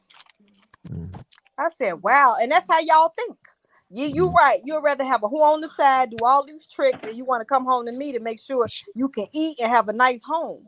Come Sure. on, Mike. But that's how men are. I'm just Okay, telling you. make her your hoe. Your Yeah. your wife can be your hoe. Show her some tricks. Well, The let me just tricks. say this. Let me just say this. Some men don't show their real self to their wife, you know, and then show it to a woman out in the street. Do everything under the act, just it's strange, but I'm being real with you guys. It's just like you'll show the girlfriend everything, but the wife at home or the living girlfriend, you won't, you just don't. I don't know what it is. It's so much respect. I don't know what it is. I wish I can tell you. I don't have that answer. And you're right, sister. I agree with you 100%. But I'm just speaking from a man's point of view. Jay Man said, I'm sorry, I don't need a side chick. I want the woman that I want to be married to. That's a blessing. Come on, Jay. I ain't mad at you, Jay. Some men, they want to be married to and have a chick on the side. They want both of them. What Jay say? I didn't see it. What did Jay say? He just said he He want to don't be want married. no side chick. He He don't want want no a side woman that chick. he want to be married to. And actually, right now, you can teach your wife to be a hoe. I met a when you meet men and they married, they say she married, I'm not, or nah, that's not my best friend. What you mean? I'm not your best friend. Mhm. So come on now, that don't make sense. Teach me Yeah, to be that hoe. I can switch wigs. There I you used to go. sell toys too. I can go grab a toy. I can go put on a cowboy outfit with my ass out with some chaps on. What you saying? What's going on here? y'all might not have that type of relationship though. But To talk create like it. that. You know what I'm Create. saying? That's the thing. You might not have. Listen, you got men, they like men, we have fantasies in our minds. You know, Okay. you guys like earlier I said, excuse me, 16-year-old, no disrespect. You got some men, they got a feet fetish. They like feet, you know. They like feet. You got some that like breasts. You got some that like booty. You got some that like just hair. They attract to your hair. What's You that know, got your to do with complexion. you not teaching me how to be the woman you want? Instead, going to meet a But stranger, training this stranger listen what as I'm to your saying. desires. Listen what I'm saying. I Listen don't what I'm think saying. he's training the stranger. He's telling her, so he's communicating more with her. He can be himself. What he's saying is he can be. He feels that he can be more open with her and tell her, "Hey, I want to R. Kelly you," Yeah, tell her. and she may be like, And "Okay." you know what? I done did. I've done a lot of parties and events, and you would be surprised on how many men don't want that from their wives. I've had men that said that they didn't want their wives to be the one that give them oral sex. They didn't want anal sex from their women. Tell her, They Vera. did not want to Tell her. treat their wives like they treat women in the street because they saw their Say it, Vera. wives as as somebody sacred, and when they do they Say it. nasty dirty, Say it, lustful Vera. stuff, Say they it. wanted to do that outside of the woman Say that it, they Vera. called a mama or the woman that had to feed their You got the after check babies machine. What you do with it? from out of the mouth. Say it, So Vera. that's It ain't on that's here. a big reason. Yeah, It's not on but here. go ahead, Say it, Martin. Vera. Yeah. Listen, Did you you put just it on? told Did the you leave it over secret. there? See if Uh, it's You on just here. but told it. It's not here. I concur. Yeah, you just told the secret. but you telling me if I wait now, I'm divorced. If you're telling me that we can't play like that, I can't go switch and put a wig on. We can't go out and role play. We can't do this. It's something wrong here. It's a lack of communication in That's what it relationships. is. If I can't be your hoe, if you can't come home to me and we go and be like, so let's go to the hotel. I come pick me up at the bar. I put on a red wig and we finna turn up. It's something wrong if you can't tell me that. Why you marry me? Leave me alone. Well, But see, it listen. started in the dating phase. Right, If you right. guys are not communicating like that, so some women are so reserved and say, "Oh, I'm not doing that. I'm not Uh, doing that. I'm not uh, doing that." You know. But if we're communicating, hey, what is your desires? say Start it. asking questions. Mm-hmm.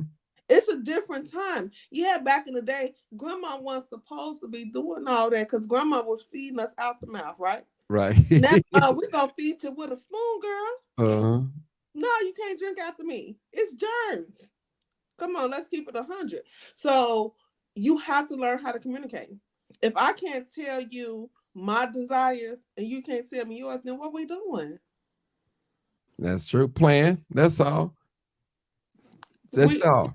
and if you don't want to play the game, then be like, nah, that ain't for me. Now you If I can't be 100 with you and you be 100 with me, I don't want you. now you got some couples. Now Vera can testify to this by her doing the toy parties. And those of you that you got some couples open about their sexual relationship with each other. They will invite another person inside their bedroom and still have a happy marriage and stuff like that. I mean, they are into that. We call them swingers. Hey man, my wife like you. I want to watch my wife have sex with you. It's serious. I know we got 16-year-old here, but it's serious. That is hey, when you into that circle, some people they're not open with their sexuality and be able to talk about it because they think that the other person is going to judge them. So you live in a facade. We spent all this money to get married. I got this ring on to fake on social media for you not to even tell me how you want it. If you want anal or if you want me to give you a blowjob, that means the fake start right here before I take this fake ass picture and put it on social media. You faking me now, marrying me. It started when you were dating, though. That's where it started. Say It it. started when you were dating. Dating. Thank you. So if we go through our dating phase. Oh, I love you, I love you, I love you, I love you. Let's get married. We get married, and then we still don't know each other. Then what we doing? We just got I, married. I would say this about the swingers though. Like I've had like quite a few inboxes about joining couples. Mm-hmm. Now, I'm not about that life and I don't disrespect anyone. Everyone has their own personal preference. But even after I declined, like it would be the wife inviting me in for her husband. Mm-hmm. You know how See? many times that husband came back around and said, "Hey, how about just me and you?" Mm-hmm. So I don't know. I don't think that that's a great idea as far as swingers, because what if the one woman is better than his wife, But and he want to entertain that without his wife? Because like I said, I've never entertained any of that, but the husband will double back and invite me in. okay, I got something for the youngster, the 16-year-old. Now, my nephew, he's 27 now. Wait, hold on. I gotta go get her. Hold on. Go get her. I want her to hear this. I want her to hear this. It just came to my mind too. This is factual. Jay, are you communicating that with your partner that you like role play? That's the problem. Some people Thank you, sister. Tell them. They're not communicating in that dating phase. So if we're dating, and I just want to be open with you, like if I'm really digging you and me and you, hey, I like to put on. Let me switch it up. Mm-hmm. You like blondes? Okay, baby, I'm gonna be a blonde today. You like blue hair? Okay, I'm gonna be blue hair. Whatever, I'm gonna be first. Shaka Khan said, "I'm every woman," right? Hello.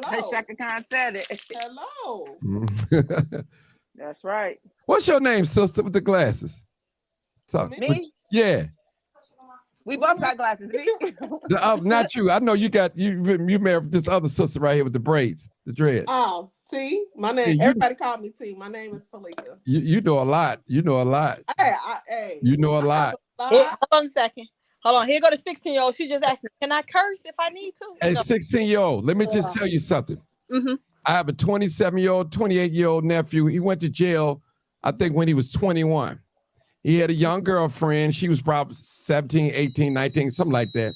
Mm-hmm. Don't you know she was going out there tricking off with old man, and they come back, they both get the money and get high off of. This is a young man. I'm talking about young.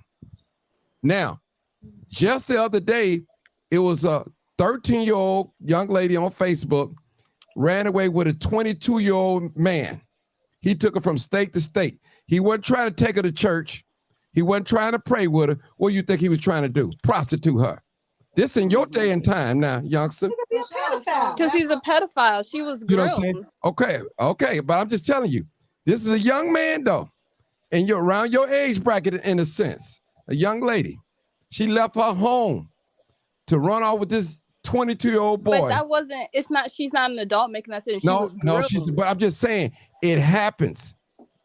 It happened back in our day. Even now, you could tell back in our day, some of our parents was getting married at 14 and 16, 17 years old. They was getting married. Mm-hmm. They was getting married back in the day.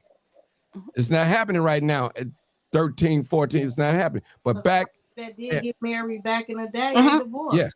Yeah. Together. Isn't that good? Are we happy that people in the 14, 15 not getting married, that they waiting until they're old enough? I'm just speaking. I don't know nobody that ever got married that young like that personally.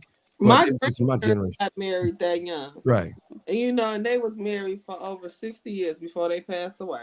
Wow. And that was their time. It's not happening this time. Now, right. So they was from the South. Both of them was from the South. So that was the culture of how it's supposed to be in the South. That's not our culture. That's not my truth. I'm not living that life. But we would call that pedophilia right now. If two young people get married like that right now. Not too young. If we say too young, could be two 13-year-olds. If you're talking a 20-year-old and a 13-year-old, that's pedophilia. If you're talking a 15-year-old and another 15-year-old, then that's not pedophilia. Even back then, the man was older than the woman. I think my granddaddy was like 6 years older than her. She was about 14.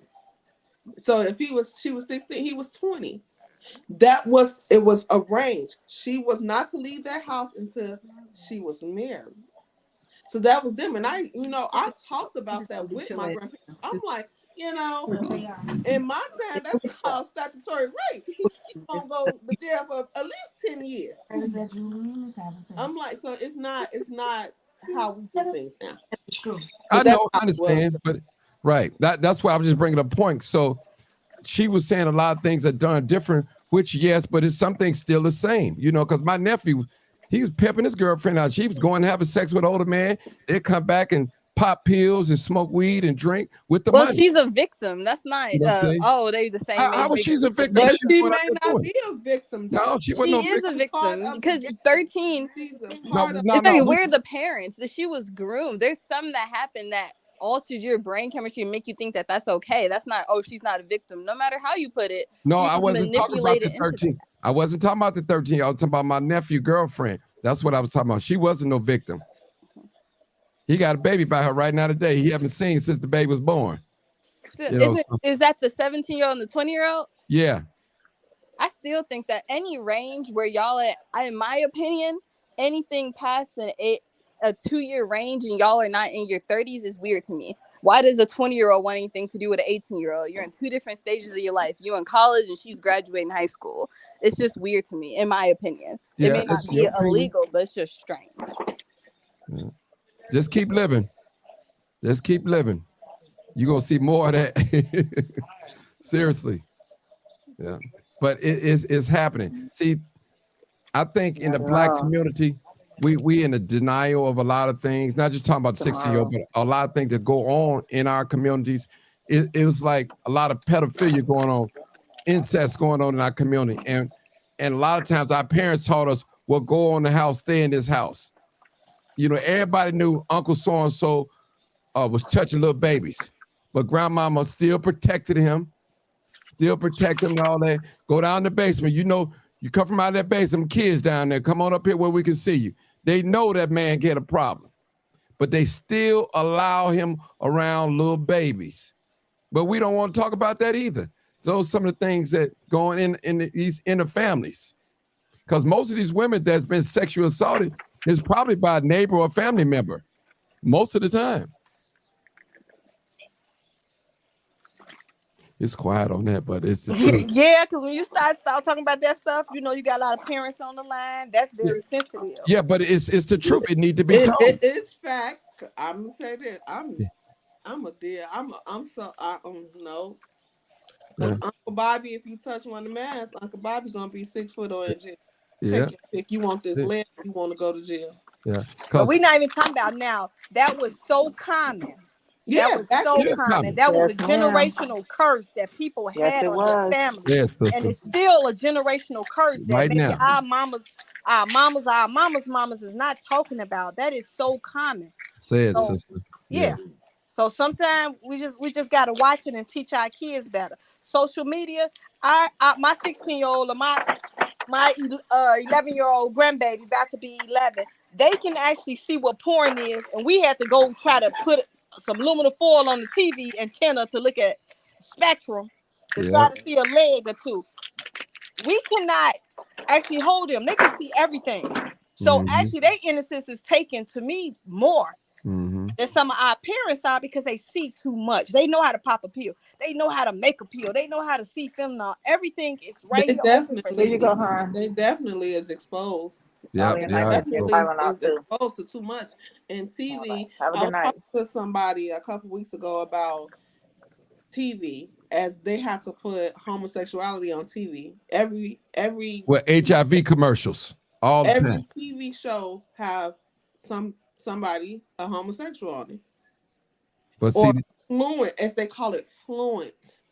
They're fluent. They go both ways. They like it all. They don't care. But they pushing that agenda on the black man, because you don't never have a black man, a dominant black man in the key position. It's always a feminine man, or get along, go along man. Because they're not going to have a dominant man in these positions, key and CEOs and all that. They need somebody soft who they can control and all that. So you're right.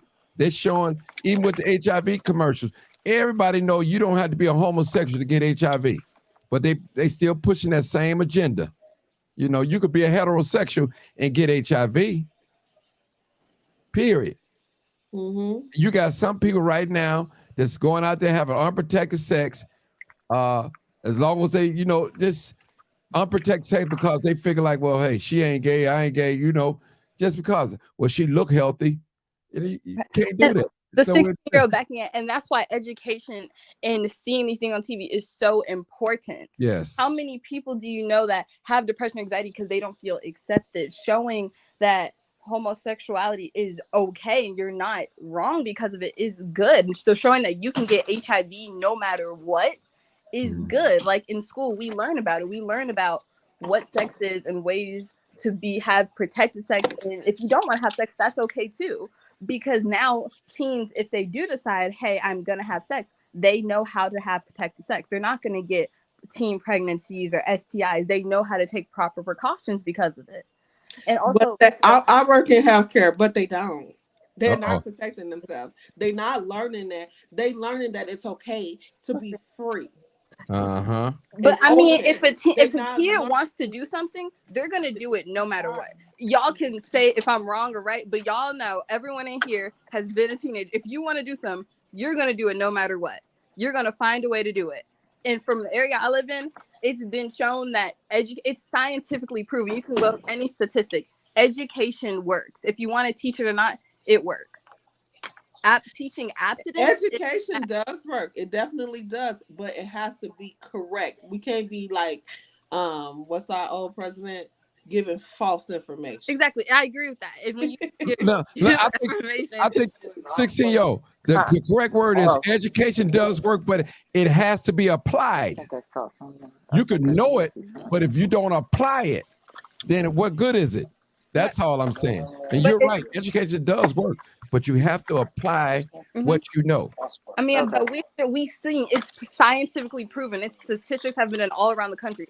States that do sex education and talk about sex and show proper precautions, teen pregnancies have gone down, STIs have gone down.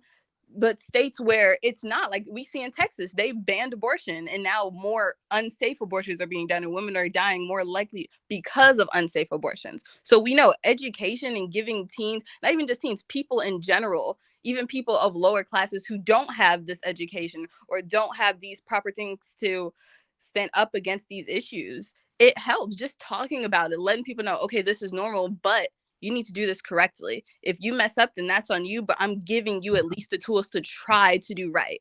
But saying flat out no tools is just giving people the tools to fail, which I think is just blatant wrong no matter what. Let me just say this. Safe sex is between a male and a female, two married people. That's safe sex. Period. No, period. No sex is safe sex. You can get anything. It doesn't matter if period. That's what I'm saying. Safe sex is between two individuals, man, woman, male, female, whoever. I don't care. Safe sex between two agreeing individuals who take the proper precautions to not get STIs, pregnancies, whatever they don't want. It doesn't have to be between two married individuals. It doesn't have to be. It can be between two individuals who are never going to talk to each other again. As long as they're taking those precautions to be safe, that's safe sex to them. And just so you know, no sex is safe sex. No matter what you do, there's always a thing against sex. It doesn't matter if you've been married to the person 40 years. It doesn't matter the person you just met. No sex is safe sex unless it's no sex. So you telling me two people that's not sexually involved with nobody but the same person, that's not safe? I mean, what if they get pregnant? That's not safe. Safe sex is just saying that there's no risk. Listen, that's the purpose of having sex. No, sex is not just for reproduction. If sex was just for reproduction, then this world would be very depressed. Right. Yes. Keep living, young lady. So you're telling me, I'm asking you right now, you only have sex to reproduce. That every time you've had sex is to have a child. You're telling me that right now? No, I said the purpose of the real purpose of that. That's what I'm saying. No, hold on. Because what I believe, hold on. I could believe that the sun is green, but that don't make it's not true. That's right. So I could believe whatever I want to believe, but what's right is right, regardless of what I'm doing or how I'm doing or what I think. It's not what I think, it's what's right. You know, sex was made to have for a male and a female. Now I'll say this. But what's the reasoning behind that? Is there a law against that? Is it something about who said that? If you go on biblical, be fruitful and multiply. If we have a bunch of people that same sex that start sleeping with each other, having sex, then what's going to happen? The population is going to decrease. The Bible is faith, not fact. The Bible is based off of belief, and that's the whole point. Faith is based off of belief and what people believe, but you can't use it as fact. It's not a fact. Why not? Because then you're saying every religion is a fact. Are you saying no? Every religion is not based off the Bible. But the Bible is not a fact. No, you can't say that, young lady. You can't say it. I took her off. I took her off, Martin, till he could take over, because she'll keep going. No, that's okay. She'll learn. She got to keep living. It's two things I learned as being a young adult. two things you can't have at the same time. That's youth and experience. One has to be lacking the other. It has to be lacking. Some things you will not know until you become into adulthood. I tell people that never been married before that try to counsel people that's been married. I don't take no advice from people that never been married before when it comes to marriage counseling. I just you ain't got no experience. No experience. It's nothing personal. Just nothing personal. You know, just me. It's nothing personal. That's why if you bring me a little boy preacher, 21 years old, never been married, and me and my wife come to him to counsel, it's nothing he can really tell us. But pray for us and pray with us, because you don't have no experience, young man, in this area. I'm not taking your shepherdhood from you. If God called you to the ministry, he called you. So it's just certain things you have to have experience in. Like me, I don't know what it's like to be on drugs. I don't know. I just don't know. I don't know what it feel like to be depressed and want to be suicidal, because I've never had that. So certain things I'm not qualified to even speak upon. I can speak from a distance now. I know what drugs do to a person. If you do this, this will happen, because I've observed it by watching. Some things I just don't know. And I completely agree with that. I feel that just experience is your view on life. But in my short experience, whatever you want to call it, that's the Bible cannot be a fact. You cannot say that between a man and woman because the Bible says so. Because the Bible also said, hey, you can't do anything with your hair. And I'm not trying to call you out, Martin, but you can't. What you can't do with your hair? Tell me what the Bible said you can't. Tell me what that. Hair, you cannot do. Your hair is supposed to be natural. You're not allowed to have piercings. You cannot. My hair is natural. I ain't got no weave in my hair. No, all my hair. You can't braid it. I didn't say anything about weave. You can't have piercings. You can't have, and so you can't pick and choose what you want the Bible to apply to. If you believe that, then you believe that, but you can't pull a scripture out and be like, oh, this applies here, but this does not apply to me here. Well, you listen. In order to understand, let me just say something. When the Bible is according to the Bible, is 39 books in the Old Testament, 27 in the New, is 66 books completely, totally. Okay. Now, it's not just one book. It's not even really called Bible. It's called the Holy Scriptures. And you got the Torah. It's some things that we would never know correctly. Now, we know that the Bible has been misinterpreted, translated. I'll give you an example. I'm going to give you an example. If Adam and Eve was the first people, that couldn't have been their name because the English language just came about. So it had to be another name. Just using your logic real quick. Mm-hmm. Now, I'm not saying the first man and first woman never exist, but you know Adam and Eve was not their name. That's an Englishman name. Paul, Matthew, Mark, Luke, John. Those are Englishman names. English language haven't even been around for a long time. That's all. So these are things that have been handed down to us. That's all. I don't mean to go into a Bible class and like that, but that's the truth. That's the truth. They talk about Paul, John, Mark. Come on now. The letter J wasn't even in existence, but we call him Jesus. Some people say Yeshua, Christ, the Son of God. So it's different. It's a lot of things you have to learn. The more you live, the more you learn, and you'll study, and it'll come to you. Some things you just don't understand. It's just like a baby. A baby cannot walk until he or she learns how to crawl first. It's just in that order. Some things are in order. You can't jump there like a baby. A baby can't eat steak. The baby got to have milk. Then from that on, as the baby progress, they grow teeth and all that, then they begin to eat meats and stuff like that. So it's a process that everything has to take place. Just like a woman, a man and a woman. If a man don't come in a woman, ejaculate inside her, she won't give birth. But she is like the carrier of the seed. If the man give her the seed, and when she gives birth, she gives the baby back. That's the end result. So it's in that order. Now, according to the scripture, you had one immaculate birth.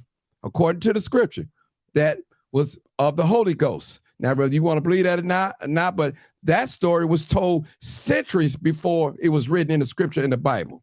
So it's a lot that we have to learn. And like I tell people, we're still learning. It's a lot of things we won't know until we pass over to the next life, if you believe that is another life, heaven or hell, whatever your belief is. But there's some things we just won't know in this life, period.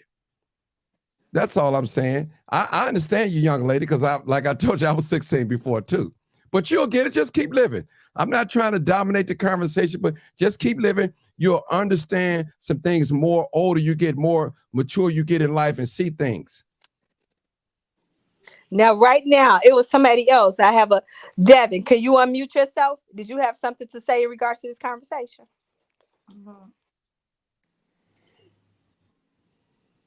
Because Devin, I know you grew up in the church. You got brother Winston on also. I see Winston. We got Daryl. that Okay. is on the platform. He haven't had a chance to speak.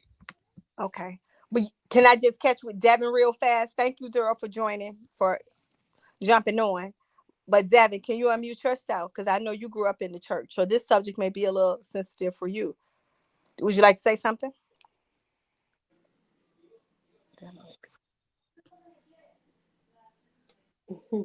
No, So you want just to kind of do a recap before we speak real fast. You know what? I know that our topic is on social media and how you when you post on social media concerning your relationship, how it attracts other people, and we're kind of drifting on from that. And however, we will go back Really and back forth. then. So for those that's trying to ask questions like what's the topic about, we really in freestyle mode now, and we're just kind of letting the conversation shift and go where it go. So feel free to add in comments and we will post them and we will respond to you. So right now we're live, we're on YouTube, we're on Instagram, and we're on Facebook as the cat's out. And we letting all the cats out the bag. We That's letting the bad. secrets out the bag. We letting BBLs out the bag. We letting baby mamas, baby daddies. It's all out of the bag right here live, uncut and unedited with Martin That's G. right. Johnson. Yes, and we got Miss Shawana on as well, Shawana. and she's the hostess of the mostest. So we want to thank Miss Shawana as well as all of our guests. We got Monique, Nikki Banks on. Monique. Monique, the original Cats Hmm. Out, letting the cat out the bag, as well as all of our other amazing guests. So again, the floor is yours. It's been a good conversation. Come on, somebody talk. Okay. All right.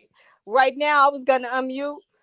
Right now, y'all heard what we discussing right now. Daryl, can you unmute yourself? Did you have anything you wanted to say? Any comments, questions, or concerns in regard to what we're speaking about?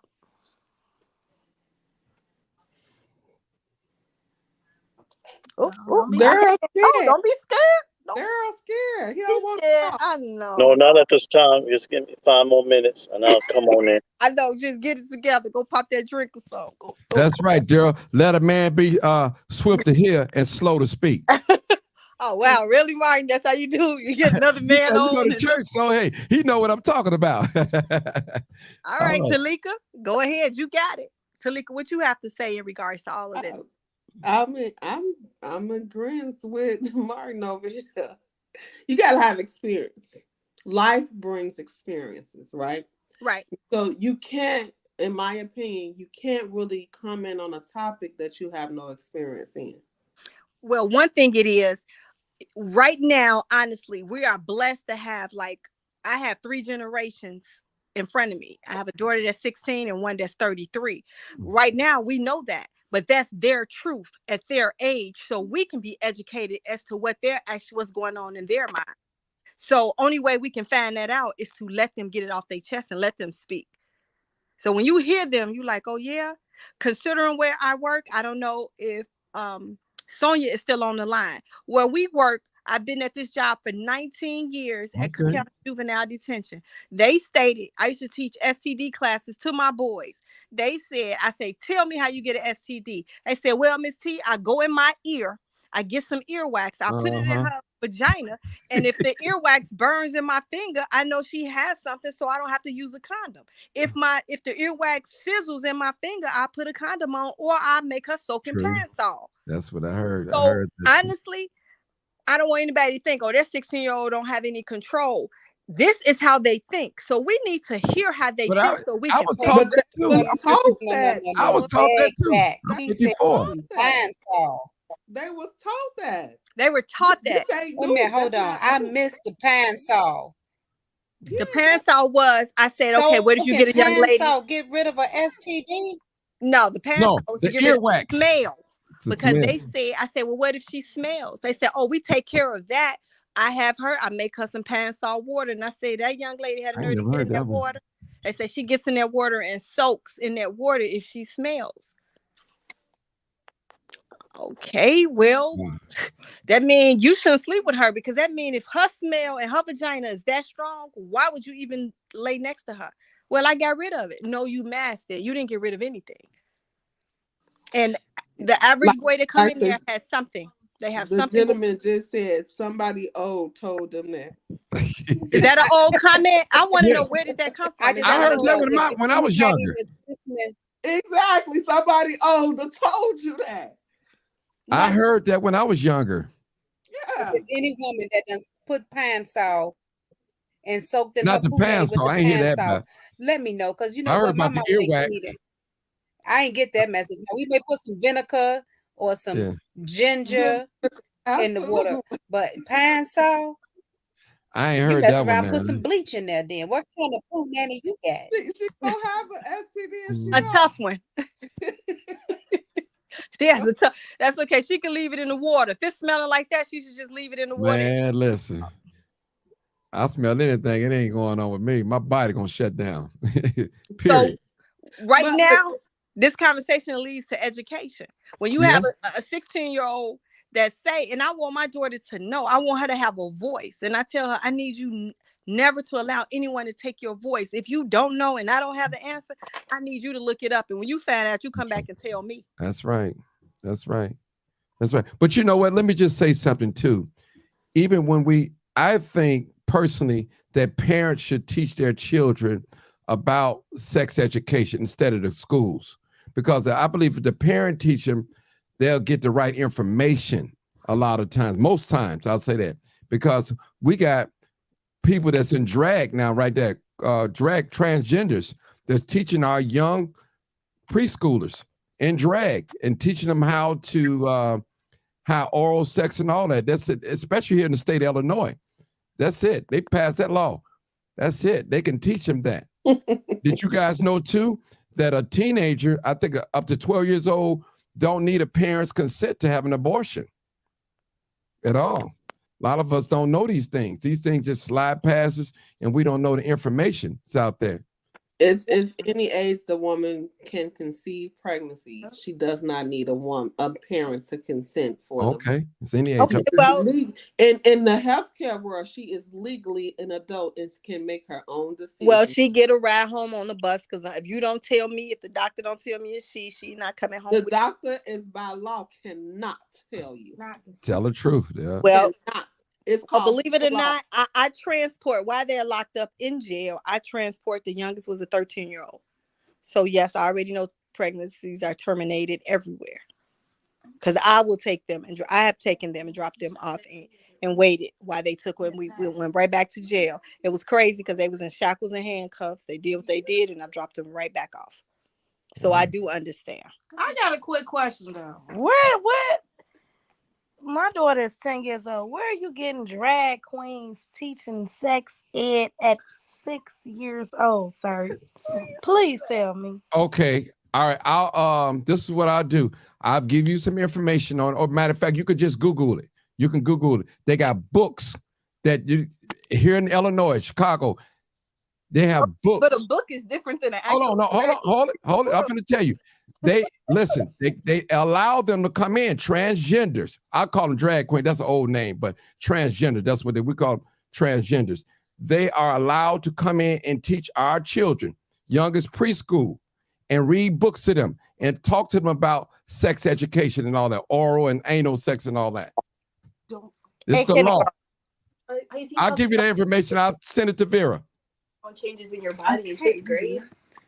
Why? If they took out, young lady, you 16, you can go look that up. Look it up. Yeah, she's doing it right now. Okay. All right. Okay. At 16, I say I was in elementary school not that long ago. I remember them hiring people in district workers to come and teach us about puberty. Are you sure you're not mixing that up? No, I promise you, young lady. I He promise had you. it last 4th grade. I My son promise you. next Exactly. I had last it. in That's 4th fourth grade grade. and this year in 5th grade. Yeah, they're required to teach you about puberty because that's when the kids start hitting. No, they went with it. No, they went further than that. It's, And I was shocked. yeah, yes, young lady, just look it up. Matter of fact, the law passed starting this January that they can allow them to do that. They even got little books on that now. Books, little bitty kid books. Yeah, sexuality is over exerted now in Yeah. the It created school a big system. problem. They took Now, out. I don't know if they're doing it in a private school, but I know they're doing it in the public schools. I know that. Mm, So I don't know what the private sector, but I know in the public schools. So you're saying you feel like we should start at home because it has to continue Yes. because they're Yes. around their friends. The school Yes. has to pick up where we started. They have Right. to. Right. if the school not talking about religion, why is they talking about sex? Ooh, that's a good point. That's my thing. They took the religion out the schools. Take the sex part out. Let me, as a parent, educate my kids. And they're not telling They They didn't even tell me they was everyone is not religious. They not so that's asking. why They they not don't have it in school. parents because my little nephew, he in 3rd grade, and we were having a conversation. He was like, "Auntie, so it's okay for boys to be on boys?" I said, "What?" He said, "Is it okay? Because they showed us a book in school Uh-oh. that's okay, but my mama said that boys and girls can be on each other, and that's how they created me." I said, "Well, whatever your mama told you, baby, that's what you listen to." I'm sorry, because at the end of the day, if we're not talking about religion in school, we're not talking about sex. Take it out. But you have to. I'm not saying that is okay because it's for that family to decide what's okay or not. But you have to start young because you have a lot of girls getting sex trafficked. A lot of our Black girls are We coming up start. because they don't know anything. But they don't know they're being groomed. No, but see, they're being pushed. The homosexual agenda is being pushed on our younger children as being acceptable, okay, the norm. Why would you tell a young person 3, 4, 5 years? Well, they shouldn't even be talking about sex. Now they talk about if somebody violates you and touch you in an inappropriate way, where your breast at, your vagina, your penis, and understand that your buttocks. But you talking about being very descriptive, and that's too much. Well, one of the things, Martin, is generationally, they were being molested by their uncles and stuff down south. So right now, when does it stop? If you don't start telling, if you got a vagina, I used to work with rapists and pedophiles. No, notice what I just said. Hold on. You already know.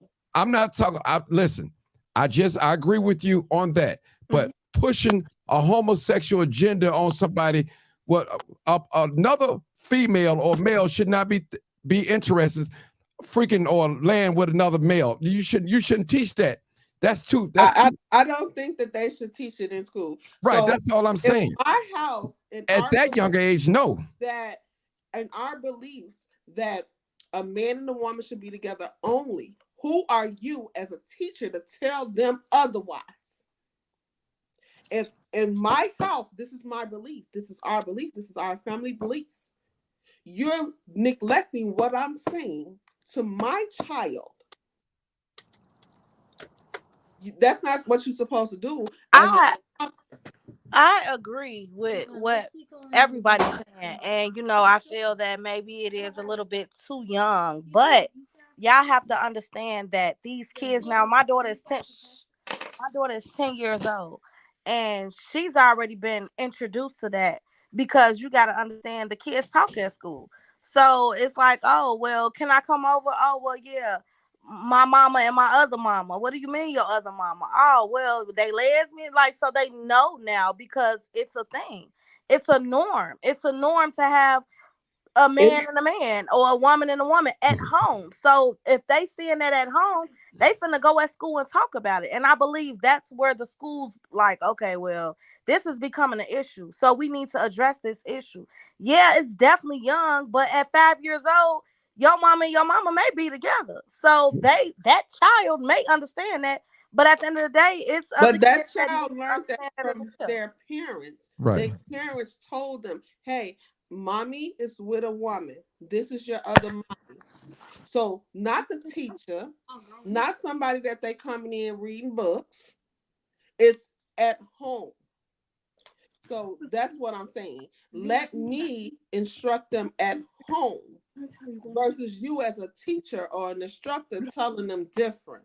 But you have to understand that babies having babies now. So they're not getting Babies been no having type of, babies. This ain't Baby's not, been having but babies. that's what I'm saying. So they're not getting no type of instruction at home. That's where all the sneaking came from y'all days and our days too. Like it was no instruction on what to do and how to do it. My mom always told me, you better not do that. You bet, so it was never a discussion for real. Like, when I did learn it at school before my mama introduced it to me. Well, now at 10 years old, I have to talk to my daughter about it now because they already telling her about it. So I have to make sure that I'm doing my part as well and my due diligence as well as a mother because they're already speaking about it at the age of 8 and at the age of 7. These kids are already having sex at 9, at 10. When that period is coming, they're already having sex.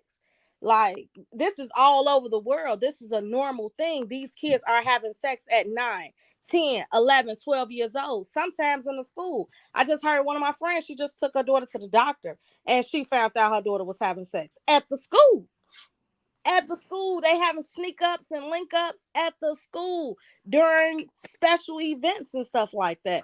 So I mean, it definitely has to start early. Yeah, let me just say as early as 5, 6 years old. Let me just say this. 7 up, yeah. One thing as a parent, I'm a grandfather now. What I taught my children coming up, I made sure I talked to them about sex. And the reason why I had to do that, so they have the right information. Even with my 4 daughters, with the three that I know when they was coming up, I said, listen, my daughter told me, well, Dad, I don't feel comfortable having this conversation with you. And this is what I told her. I said, listen, have I ever done anything to hurt you? I said, I need to know if you know how to protect yourself. Now, I don't want you out there having sex, but if you're going to have it, this is what I need. I need to know if you know how to protect yourself. This, as a father, this is what I told my daughter, so I didn't put it past my daughter that she wasn't out there having sex. I didn't know.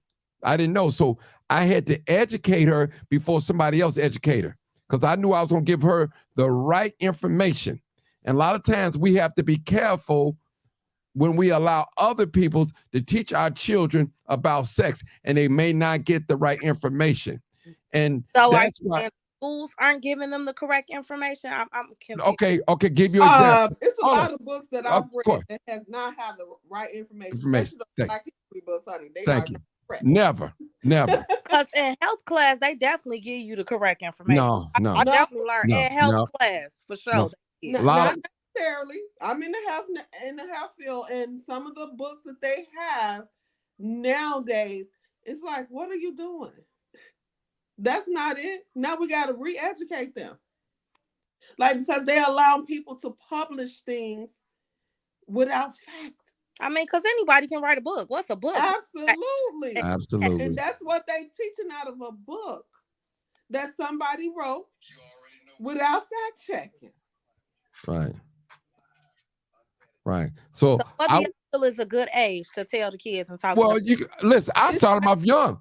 I think it's based on the individual, right, and the dynamics, the maturity of the child. Mm-hmm. My 3-year-old, my 3rd grade nephew, I don't think that was the right age. He is not mature mentally to accept what they was giving him, the information. I'm like, wait, what? So my thing as a parent, like I'll let you decide on what age, but I did want my children to know if somebody touch you in your private part or your buttocks or somewhere, that you come and tell Dad. Nobody's supposed to touch you in between your legs, on your booty, or squeeze on your chest. I did teach them as young as they could. I can't remember what age, but I always stress that. I don't care who it is. And I told them you're not allowed to sit in nobody's lap. No, not your grandfather, not your uncle, just me as a parent. That's how I did. That's how I raised mine. And but we let them sit in Santa Claus' lap. Not me. No. No, Not me. I don't believe in Santa Claus. I ain't never owned a tree in my house, so it ain't gonna happen. Not at all. That's how I was told. No, you you do not sit in no man's lap. You don't be in no grown folks' business. You don't be in their face. You don't be in their conversation. A child know a child's in a child's place, and that's it. That's how I was taught, and that's how I teach mine. When I'm having a conversation with an adult, you're not sitting in my face. Bye. And my oldest daughter is 26 years old. I have 5. I have 4 girls and 1 boy, and my children tell you I never swear at them. Never. They'll tell you they grown right now, with exception of 1. They'll tell you I disciplined them. They got in trouble, but I never cursed at them. I never called them out name, call them bees and whores, and you ain't gonna be. I never did that to them. I've always watched my language when I talk to my children. And I'm gonna share a secret with you guys, really. Now, my father died when I was 40-something years old, in my late 40s. I've never heard my father say he loved me. Now, I lived in the house with my mom and my father.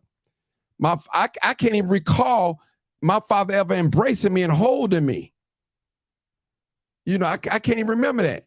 So I made a vow when I became a parent that I was going to express my love and show my love toward my children. And I did that, and I stood on it. I stood on it because there was a lot of things that my parents did I didn't like. I felt that wasn't right. I know they did the best they could, but I said, well, you know, when I raise my family coming to adulthood, this is how I'm going to do things. You know, like when I was little, I got whooped with extension cords. My children never got whooped with extension cords. You know, stuff thrown at them and all that. Never did that. But they did get whoopings, though. I opened that palm of their hand up and got them. But so I'm just speaking out of experience. That's all. Not what works for my house may not work for your house. That's all I'm saying. So it's no blueprint all across the board, but we have to educate and teach our children. We have to teach them before somebody else get a hold to them. Because like I tell young ladies that's out there selling sex, you tricking off with an older man getting $40 and $50. You think you taking advantage of them. No, they're taking advantage of you because it's all about them. They acting out their ugly desires on you, and they're going by their way. They pay you to go away, not to stay. That's it. I'm just telling the truth, y'all. I'm sorry, I got it. Because That's what they wasn't taught. It was somebody, it's a component missing in their life. If a 13, 14, 15-year-old, they are a victim of sexual abuse if they're out there selling themselves. That means somewhere down the line, it was nothing put in them. No self-esteem, nothing about sex. They got back pages and everything. Most of these young ladies out here are being sex trafficked. Until I was educated, I used to be like, look at her fast ass. No, she's not fast. She was manipulated at a young age to do these things. You don't wake up and say, you know something, I'm going to sell some sex. I'm going to sell myself. We don't do that. Say it, sister. Say it. So we have to educate as young as we can. If that means that some of them was taught that from their parents too. From their mama. Okay, so that's why the school came here, Talika, and took over, because honestly, everybody's home life, you knew that during COVID, Talika, everybody's home life is not a good home life. So the school actually has to pick up where a lot of the parents have no idea where to even start. No. Give me that option. I'm sorry, Shawana. Give me that option, because every house is not the same. Every house ain't the same. So don't take my option as a parent away. Don't take my. I'm not taking it away. Out of 10 households, at least 4 or 5 of them. Guess what? The household that's messed up, Talika, I'm gonna come to school and talk to your daughter, whose household is in order. So guess what? I'm about to confuse your daughter. That's where those social workers come in at. That's what the social workers in the school are supposed to help assist those that are that's in bad households, right? So as a social worker, so they're supposed to do their jobs. They do diligence. They're not doing it. They're not. Correct. So it's a lot that's going on in the schools that's not right. We're now living in a world where everything that's right is wrong, and everything that's right. Say it, Monique. It's totally messed up. It's messed up. And it's us as parents. Like, I'm fighting with my kids' school right now about different things. I'm in parent groups. I'm showing up. I'm showing out. Because I'm their advocate. Mm-hmm. You ain't finna treat them no type of way, just any old way. That's not gonna happen. In Mm-hmm. inner city, you damn near have to give them a Victoria's Secret card with a fruit basket just to get their report card. So that's good parenting for you. But we're talking about people that look like us. That's not happening, Talika. So the schools have to teach. The schools have to take over and be that parent, because a lot of parents aren't parenting, and Well, that's our generation. let me say that. The school, these teachers ain't trying to be no parent. They just there to get a check. Some of them, they don't care if you act out or nothing. They don't care. They don't care. They do not care. And I understand what you're saying, my dear sister. The system is so messed up. It's so messed up right now. The village of family is gone. That's gone. Ain't no village no more. That's over. Because it's so many sensitive people. Oh, your daughter was acting up, so I told her to stop. I checked her. Don't check my child. Don't do that. No. If you see any of man that's out here doing something wrong, you know me. Hey, check them and then bring them to me. Guess what's gonna happen? They're gonna get checked again. Can I tell y'all a little small story? This is gonna take about a minute. So I listened to the scanner, and it was this young man got caught with a pistol inside the school. They kicked him out or something. He went to jail or something. His parent came up there and tried to fight the teacher. Oh, all this, I heard this on the scanner. Now that's just happened to one of the schools out here. Hey, like your son got caught with a gun inside the school. Now you trying to come up and fight the staff. What kind of stuff is that? That's not the staff problem. That's the parents' problem. The school is not a babysitting agency. It's supposed to be a learning institution. Yeah. They're not there to be your mother or your father or your friend. It's a learning institution. It takes a village, Martin. There's no village. It starts at home. The villages are gone. Yeah. The big mamas are gone. Listen, we're in a new day. You got these parents right now that if you say, as a teacher, if you say anything they think that you violate their son or daughter, they come up and trying to fight you. Yep. They don't want you disciplining that son. They don't want you to say nothing. You got these type of parents. Back in our day, me and your day, teacher could say something, my mama getting up behind. But now, man, that teacher come very opposite, come right up there to the parent, want to fight the teacher. Yeah, but the parents still not at home teaching them about sex, but they watching their mama have sex. You get where I'm coming from? They're not learning. They're learning it all bad. So the school has to come in and do something. No, listen, it's not the school job, baby. It's not. I'm not saying it's not the school job. No, it's not the school job. But at the same token, who's gonna do it? You finna go out and go do classes? Let me just say this. Sister. It's not the school job to tell your son or daughter, stand up, act right, set up. It's a disruption to the classroom. When you as a student come to school, you're supposed to have your school supplies, sit down, ready, pay attention to learn. It's not their job. Some people can't even afford school but that's not. Listen, that's not the system fault. That's how things are. We live in an unfair world. We know that. There can't be no winners without no losers. There can't be no people that succeed without no failures. So that's just how it works. We all are not going to be success stories. Sorry. I mean, that's just how life is. Those are the hands that we're dealt with. You got these young people that have mental problems, mental disabilities. Now they slow classroom. I don't know what they call them now. They may have 5 or 6, 7 students in one room. They have behavior problems. So they're going to be behind in academics, reading and math and writing in English. They're going to be behind.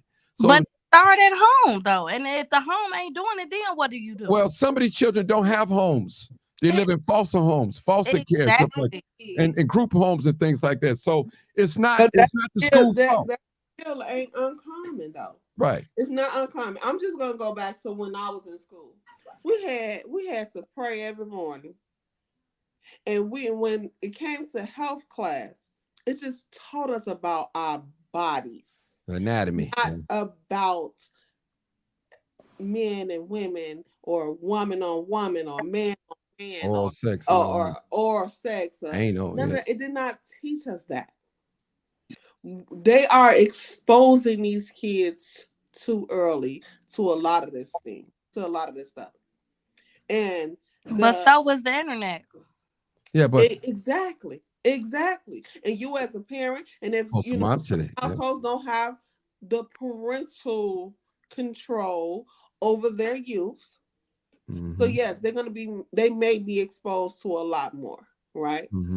But me as a parent, Come get this plate up. Did you I had parental controls on a lot of stuff, so they could not access those sex sites or go on. All you're gonna look at is Clifford, Sesame Street. You're gonna look at what I allow you to see till you get to that age where let's have a conversation. I'm good. My kids like, oh, mom, you get on my nerves, like, cause I'm asking the real questions. I got 3 boys, and I'm asking them questions. But I'm sure your children get on TikTok. You get what I'm saying? That's important for the kids. Now because They they see all of age. They all of age. When Facebook first came out, you know, all the kids was trying to get on there. My boys, my 2 oldest boys. No, y'all can't have a Facebook page. You're not mature enough. You're not at that age that I say you can. So, and then when they sneak and do it, then what? Because they sneak and do it, like if you don't allow them to, they gonna sneak off their friend page or their friend go show them. You're right. They tried it, and guess what? They mama a fool. Touch it again. But that I'm just saying, Talika, you won out of many. Like a lot. No, she ain't one out of many. It's a lot of parents like me. I didn't even allow my children to watch TV. You old school, so you don't even count in the category right now. No. I don't count. I consider myself. You don't count in the category right now. I'm talking about young parents. I still listen. I got a 14-year-old. What are you talking about? But you're not a young parent, so you still know. You know how you were brought up. You know how you were out. So you're gonna teach them. But what about the young people nowadays? What about the these young girls having kids right now? They don't know nothing. But they barely know how to have sex. I'm gonna be honest with you. I done seen some of the oldest people be the most ignorant. I ain't gonna lie. Yeah, and it's so. Do you know why? You know why? Oh, I hear Mel. Go ahead, bro. Yeah, this me. I got my thoughts now. All right, now. Come on, girl. Come on with it. I'm saying, dude. I want you to tell me whose fault you think it really is, because if these kids growing up and they have a mother at the house and not a father, who you think is really helping in the house raising the kids? Because if you don't have a father and a mother, you're gonna have the best results. If you don't, you're gonna have the worst. So who do you really think who fault is it?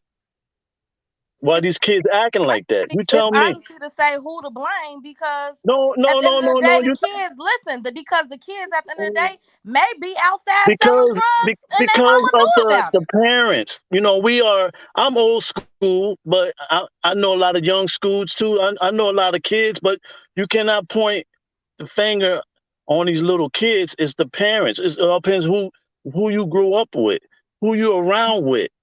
So you cannot just judge the kids of, they're doing this, they're doing that, they're doing it.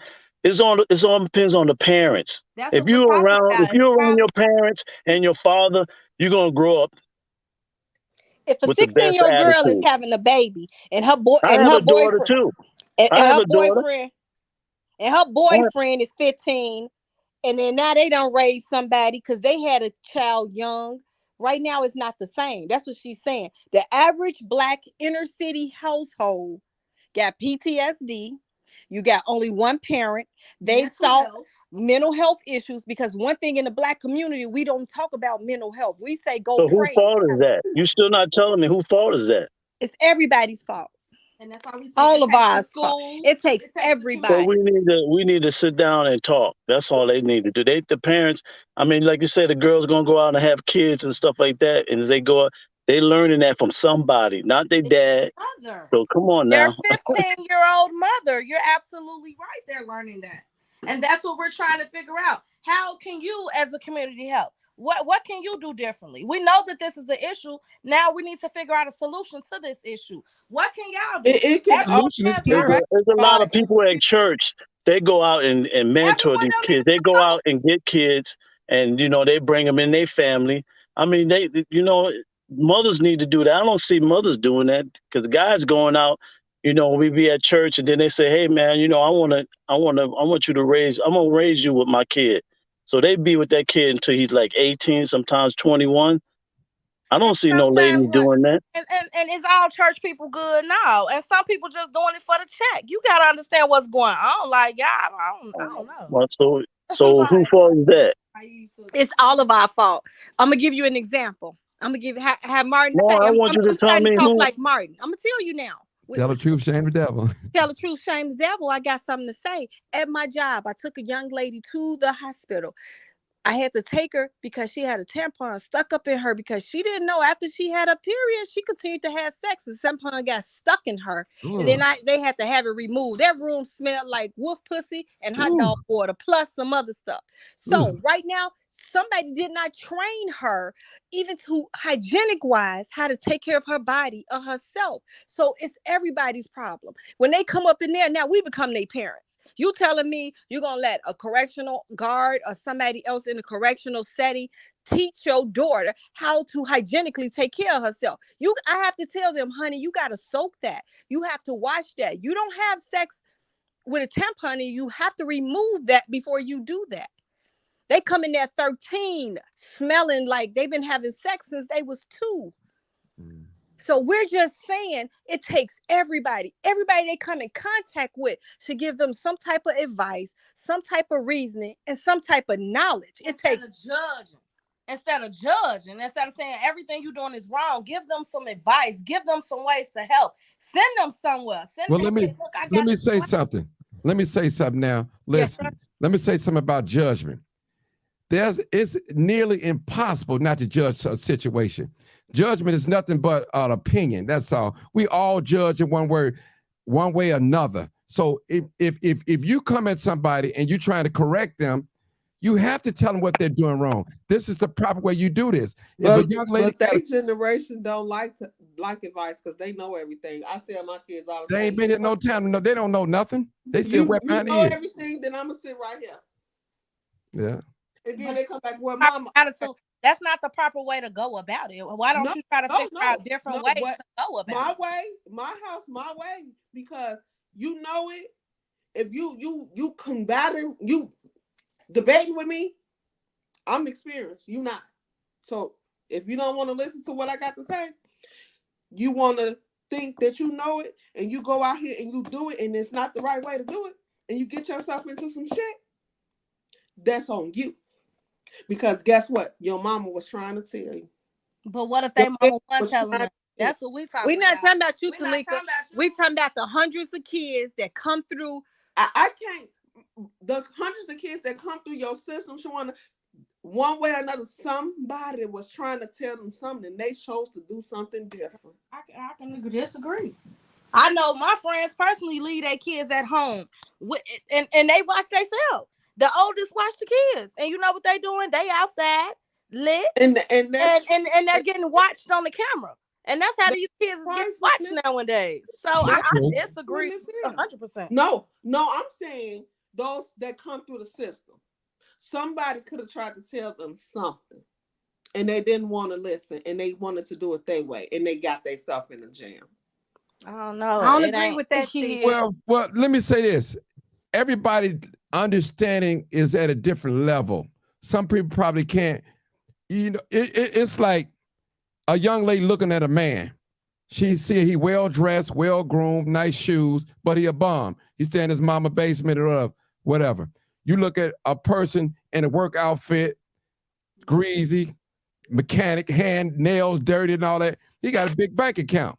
Now, if you don't know no better, you will go with the one that's well-groomed, cut, clean, and all that. But he can't do nothing for you. He can't even buy you a sandwich. Because he probably had the outfit on 2 weeks. But I'm just saying, sometimes things, you can't judge a book sometimes by its cover. That's my point is, sometimes we get it wrong. We get it wrong. Now, I'm, as a parent, as a grandfather, you just said something, Martin. You cannot judge a book by its cover. I said sometimes you can't judge a book. I ain't say all the time. Sometimes you can't. Okay. As a parent, I didn't get everything right. Now, if I can do some things over, yeah. If I could do some things over, yeah, I probably would. but I did the best I could with the knowledge that I had the at knowledge that you time. had. At that All time. you can do. That's At all. that time. At that time. No And blueprint young on ladies, life. I understand we living in a different day and different time, but we still got to have the same principles. We as parents, we have to have respect from our children. We must demand respect. Okay, I have somebody on this line. They had kids at an early age. Let me see. Right now, I see her on here. Sonia, can you unmute yourself? If she's still on the line. Come on, Sonia. I see her. I don't know. She could have fell asleep or something. Oh. Yeah. Yeah. Hold it. 17. Who name did y'all just call? Sonia. Oh, okay. Yeah, I'm here because y'all know what? I'm live from my bathtub, but I just want to let y'all know to keep on talking. I'm going to talk to y'all when I get a chance. Okay. But this is a great conversation because what we will not have is any wolf poo nanny going on over here tonight. You soak. That's right. You mute on out and you finish soaking, sister. All right. You got the right idea. That's what I'm talking. Soak it. Too much information, sister. Wait a minute. No, Martin ain't talking. Martin done said, yeah, I done had 2 of them before me. Well, I gave away some secrets. You know, that's what I do, you know, because I'm not about that life anymore, you know, and women need to know, you know, from a man's point of view. Well, I'm going to tell you from a woman's point of view, we are bigger cheaters than y'all because right now we do not change our schedules. So right now, I just want to throw that little secret to you. Women, we are much better cheaters than you, are much better manipulators than liars. We choose not to all the time because we just don't want to. Women just don't be cheaters to cheat. Women cheat because they're hurt. It's a difference as to why they do what we do. So we could be we cheat like serial killers. If you come for us, we coming back. I'm gonna match your vibe. I'm gonna match your vibe, baby. I'm not gonna say nothing. Well, listen, I don't trust no farther I can throw them, and I can't throw them far. So hey, the possibility of anybody cheat, I only know what I do. So you know, I just leave it at that. You know, if I don't see it, out of sight, out of mind, I'm gonna leave it at that. That's why I do it, because I'm not gonna waste my brain carrying the refrigerator upstairs, worry about if a man in the bed with you and all that, and break my neck, fall down. No, I'm not gonna do none of that. I'm gonna focus. That's me. I'm gonna let you be grown. And listen, just don't get caught. That's all because I can't tell you what'll happen. You know, that's all I can say, you know. Well, I hope we leave from this conversation, though, that if y'all do see a youth and you able to help them, please don't say, well, that's your parents' job. If you're able to help a youth do something, right? Please, because right now they're lost. We are in a pandemic of violence in the city of Chicago because these young people are lost. Because it's like the brother said, it's the parents' fault. Those that some of them don't have no parents because the parents walked away from them. So those youth that have parents or one single parent, and they didn't listen, they end up in the system where you at, my dear sister, it's their fault. It's their fault. It's not the parents' fault. It's their fault. I'm not going to say that because their mind is not developed. They're popping pills. Right now, your mind ain't developed. More than likely, you may have a disorder that has never been diagnosed. You popping pills and doing all this. The odds are against them already. Of course. Coming in the door. So I can't say it's their fault. It's society's fault as a whole. We don't have big mamas in them because I don't want 15 people whipping my daughter. Trust me, I'm going to beat her ass. I done been to schools, almost got the police called on me. Because you can see my daughter got some intelligent mouths on them, but I was that parent right there. Well, they're supposed to speak up. You don't let nobody bully you and run over you. You know, you got to voice your opinion. That's how you learn. You ask questions, you speak up. You know, sometimes, you know, you just have to hold, listen, try to process the information.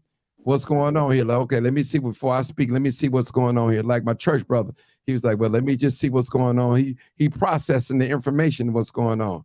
So, and the information that I gave out, it's just out of experience. I've experienced it or know someone in life that's close to me experience the same thing. And I don't want to tell no young person anything wrong or mislead them. You know, I tell a young person, stay a kid as long as you can. Absolutely. Trust me. Once you become adult, there's no going back to being a kid. Period. I could go back to my childhood, baby. I'm tired of paying these bills. All right, I'll tell you, listen. They'll find out. I'm telling you. They will find out. Tell you. Because hey, this is a mean world out here, boy. Oh, it's mean. It's And it's you got mean to adults. That's yeah, why it's yes, it mean to is. kids. Yeah, We getting treated mean. Right yeah, now, we really don't know how to respond to each other and yeah. act. So how can a child? If we Well, sit here cursing each other out, world star hip hop, going back and forth with all these reality shows, but we want our kids to be what? Women and men? Come on now, y'all stop. sister, let me just say this. People act out the way they feel. We'll give you an example. If an animal a dog feel in danger, he might bark or bite. That's the way he feel. If a dog walk up to and start eating some food, that's what he's thinking. So we're the same way. You don't act, then think later. No, you act, then do the thing first. So my point is, black people don't love each other because they don't show. They up with all this killing, shooting, drug, sex trafficking. No, that's not true. Wait a minute. Look at the age Prove me range of the wrong. killing. Now we gonna go back. Now the youngest that's been in my spot has been 10 years old. Hold on, but So who they because getting it what? from? Wait, hold Who on they a getting it second. from? Who putting the They pistols end in up their hand? breaking in somebody's house and he raped a woman at 10. And I asked the older boy, why would you do that?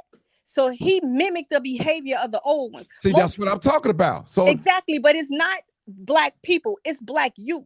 It's a difference. Let's get it straight. It's well, black listen, youth. the youth. Listen. I'm gonna tell you, I'm an older guy, and I was in the gang for many years. And what made me not like the gangs no more, we was into a lot doing drive-bys and all that. So I go downtown one time, I see all different gangs. The leaders, big time drugs or whatever they buying each other bottles, celebrating like they best of friends. But we out on the block, we shooting at each other head. And I'm like, hold on. So we being played. The young shorties are being played. And when I seen that, I lost the love for the nation because I said, man, it's all game. It's all game. It's all game. I was like, man, we out here killing each other. We done lost his brother and they done lost somebody. And the gang leaders tell us they the ops and they all downtown drinking, buying each other bottles. I like, man, no, this ain't right. When I seen that as a shorty, I was like, it's over with. It's over with. I was an adult, really. But it was a different time. Do you know right now, back in the day, you had literature you had to read and you had to follow that lit. Right now, it's no more follow. It's per block. If Bebe died on 79th, now that's Bebe world. If so-and-so died on another block, that's a whole different world. They no longer have any discipline, stability to say. Back in the day, the gang actually helped in its own way because then you still had rules and regulations. And it gave them structure. It's no structure anymore. It's no empathy anymore. It was a village. Even the gangs. But let me just say that, y'all. Let me just say the this. Village back, Martin. Let me just say this. I was a part of it. All of it is going to hell. All of it. Even with the structure, it wasn't right. Trust me. I've seen brothers kill each other, take each other and turn the gun on each other. So even though it had structure, but it still was demonic. It still was devilish. I've seen some ugly stuff. Brothers put in a lot of work and y'all mislead them, take them out somewhere and put them in the trunk and kill them. This brother did a lot of work in that nation, but y'all turned the gun on because y'all was afraid of him. Or you thought he was going to tell something. So y'all sacrificed and killed him. I'm talking about not the opposition, the people in the same gang. So I had to ask you something. Yeah. Why did you join the gang, Martin? What was your reasoning? It's the way I came up. My family is part of the gang. Exactly. That's what we're trying to tell you. It starts, if you live in this area, you are part of that gang, whether you like it or not. And that's why this youth right now that's why it's a epidemic on our black boys. Because like you said, years ago, it started because your family was in a gang. This is a generational curse. Yes. I haven't met a kid that came in there yet has not had PTSD. He doesn't even know he has PTSD. He have saw somebody get murdered or he done pulled the trigger on somebody. That's bad. Don't you know it's kill or be killed? Simple as that. That's it. Once you see your homie laying in that casket and ain't getting up and ain't coming back no more, that's going to go through your mind. Hey, they ain't going to do me like they did him. I'm going to get them first. That's the mentality that you develop out there. And I was the nicest person in the world in the street. People run off with my package. I said, that's all right. But after a while, I got tired. So I picked up a gun.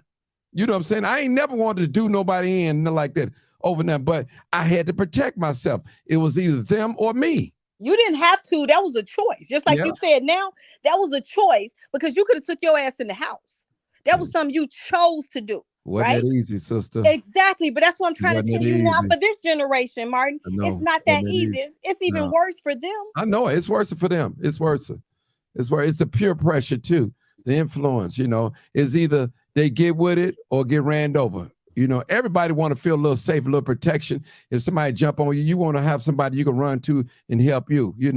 It's in our nature to war. Men, I'm talking about men now. But now I'm gonna tell y'all something. I'm gonna get off.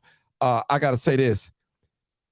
Back in the day, the women was off limits, the old people and the children. Now, I'm going to tell you why they're not off limits now. Because a lot of these mothers, these women, they with it. They drive by, they drivers of these cars, they going to purchase these guns. Okay, some of these children, young as 9 and 10, my sister, they with it. They shooters. So they getting it. They getting it. Then now, you talking about the little bitty arm babies. So now you got the mentality now, hey, if I can't get you, I'm getting anybody that's in the car, they're going to get it. I don't care if it's a baby, mama, grandmama. That's the mentality that we're dealing with right now. The youth. The youth, they don't fear God. We had God. Even though we still did wrong, but we knew when we walked past the church, we wouldn't cuss. If we was drinking, which I never drank, we'll put that beer down. We'll cover up the drink. When we walk past church. Right now, the youth do not fear God. They don't believe in God, and they don't respect God. They have no knowledge. Allah, Buddha, whatever your God, they don't believe in none of that. None of that. And that's why they have no limitations of what they do out here now. No limitations. If they feel like it's right, I'm going to do it. If I feel like doing this, I'm going to do it. If I want to take 20 X pills, I'm going to take it. If I want to shoot in this crowd of people, I'm going to do it. If I don't want to do what my mama tell me, I'm going to do it. If the police pull me over and I'm driving a stolen car, we ain't pulling over. Honestly, Martin, the average person would not commit a crime if they're not high. If they haven't popped a pill or smoked some weed, they're not gonna. The average person mentally, no matter how slow you are not gonna commit a crime unless most of the time you are high or under the influence of something. But what about the influence of another person forcing them? Hello? That could be it too. Because listen, if listen, I'm gonna tell you, I'll tell y'all another secret. When we used to be on the block, we used to take the lamest boy, the lamest one that wanted to fit in. Hey, man, you take these guns and put them in your house, keep them in the house. Mom wouldn't even know it. We know he wasn't about that life, but we used him. Take these weapons and put them in your room and hide them. And when we need him, he bring them to us. He wasn't no shooter. He wasn't no killer. But his house, we know it was a safe house. A lot of people didn't run in and out. It was more like family oriented. He was maybe looked at as the good boy. You would never expect him to be a part of the game. He would hold the guns and the drugs. That's why I tell parents right now today, when I talk to parents, check your child room. There's social media. You just can't assume your child always doing the right thing. You have to check up on them. You have to check up on them. That's that old school, for real. The parents running the street, how they gonna check up on their kids? If they running the streets too, how they gonna check up on them? Or if the camera in the crib is watching them, who gonna check up on them? Yeah. Well, that's why we got the 10-year-olds and 9-year-olds out here doing drive-by shootings, doing burglaries and stuff like that. And that's why I'm just asking you, Martin, as an older senior guy, I'm asking you, if you do see a youth, help them. Don't look the other way. You don't have to ask me. You just Google my name. You'll find out what I do. You ain't got to ask me. Listen, when I see them, I talk to the ones that don't nobody want to talk to, with their pants hanging down, with tattoos all in their face. Yeah, I walk up to a crowd of them. Good. That's what we need. You know what I'm saying? I talk to them. And guess what? It does take a village to I'm make not going to them. It takes a village. I'm not going to them aggressive. I said, listen, brothers. They have to be, these youth have to be accepting of the knowledge. Well, you have to establish a relationship with them first. Let me just say that. You just can't bulldoze. Absolutely. You can't just bulldoze into their world and all that. As well. Once they see and know that you care about their situation, then what I do is when I first meet them, I say, hey, what's up, black man? I shake their hand and I give them a hug, a brotherly hug. That's what I do. Mm-hmm. And I tell them in the ear, be safe, brother. That's what I tell them. Be safe. Be careful. And, from that point on, I don't even have to know them. I'm gonna speak to them. I'm gonna address them, even if they mean mugging. You know, Okay, as long as we do that together. I Yeah. did a group with at least 5 of them. I'm like, no, actually it was 12 of them. And I said, what gets y'all emotional when they talk about my dead homie? I said, what about your aunties, your moms, your sisters, and your girlfriends? No, I would never kill somebody if somebody says something about those people. I said, when do you pull the trigger? And I said, I need you to raise your hand when you tell me this.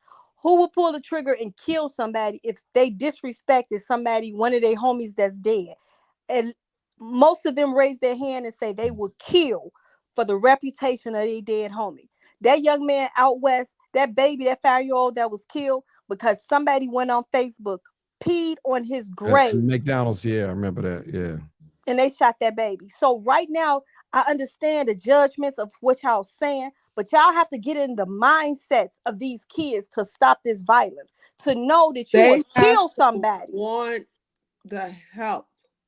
That goes with any type of. They don't even know they need the help. If you this But mentally but fucked up because listen, your but parents, you don't even know you need the help. You listen. don't even, you got a gun at 10 years old. I say, who on the block with the gun? They say it's nobody on the block who doesn't have a gun.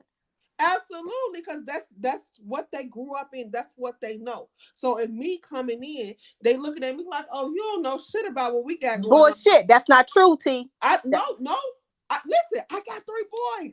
Okay, So and I help have raised for look, almost 20 years, so almost when 1,500 of they them. friends come, they friends are from the city where they got mamas that run the street, big mama. They stay with their grandparents.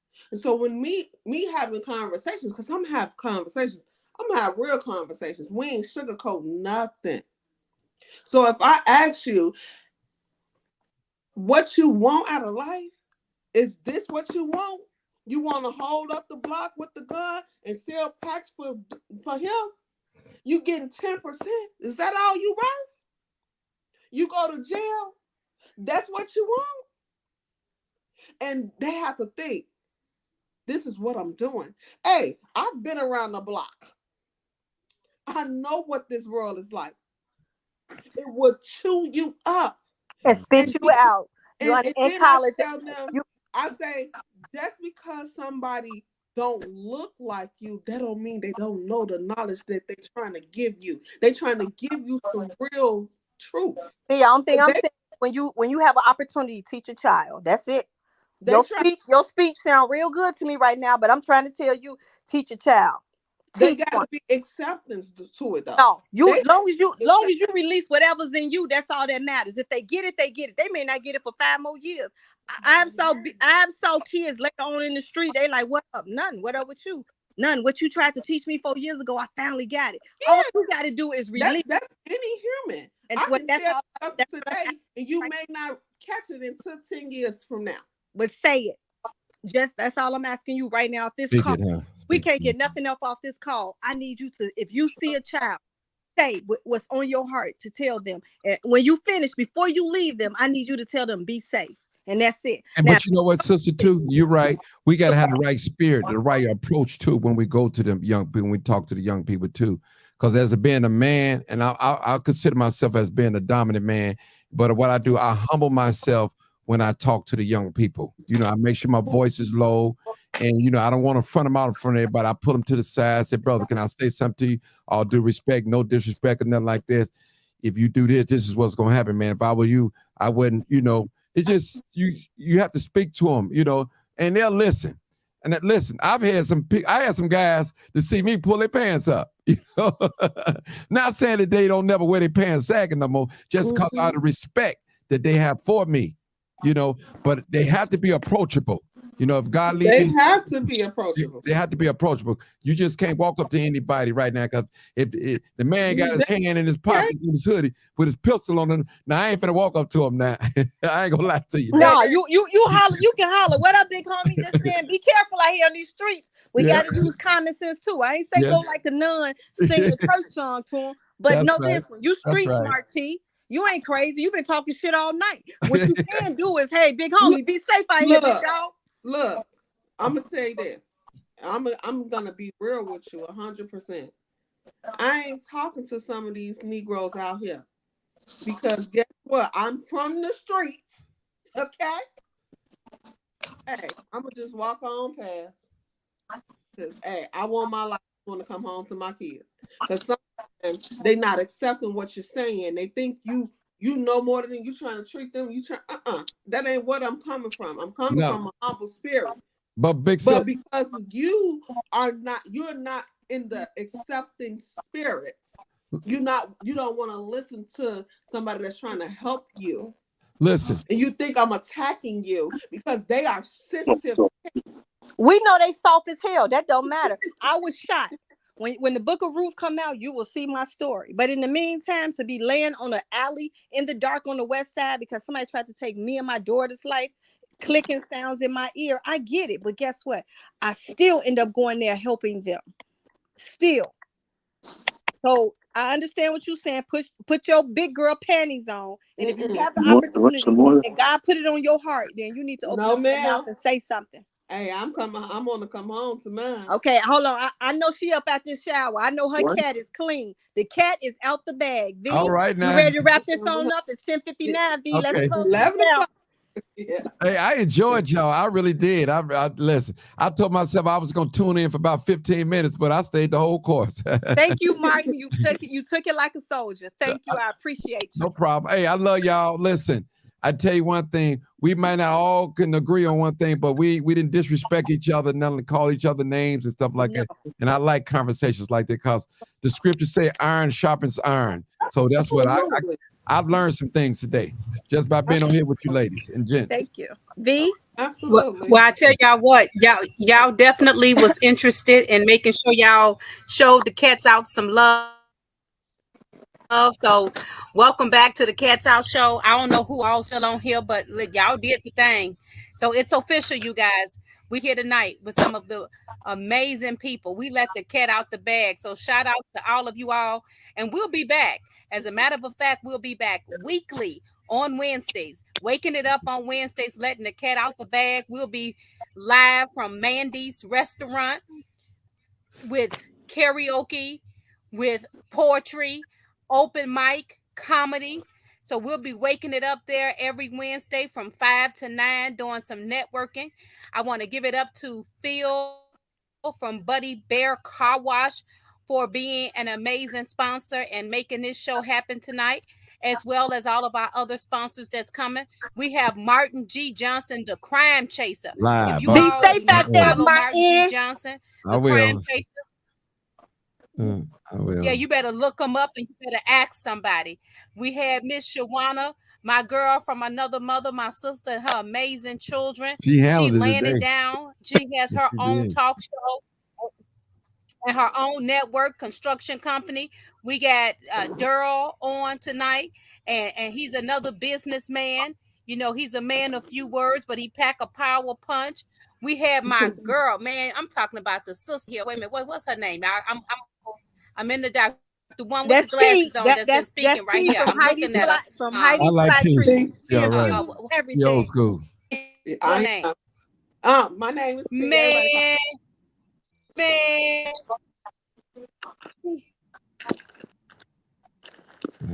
Yes, he laid it down. We had Monique, Nikki, talking about. Listen, when I'm talking about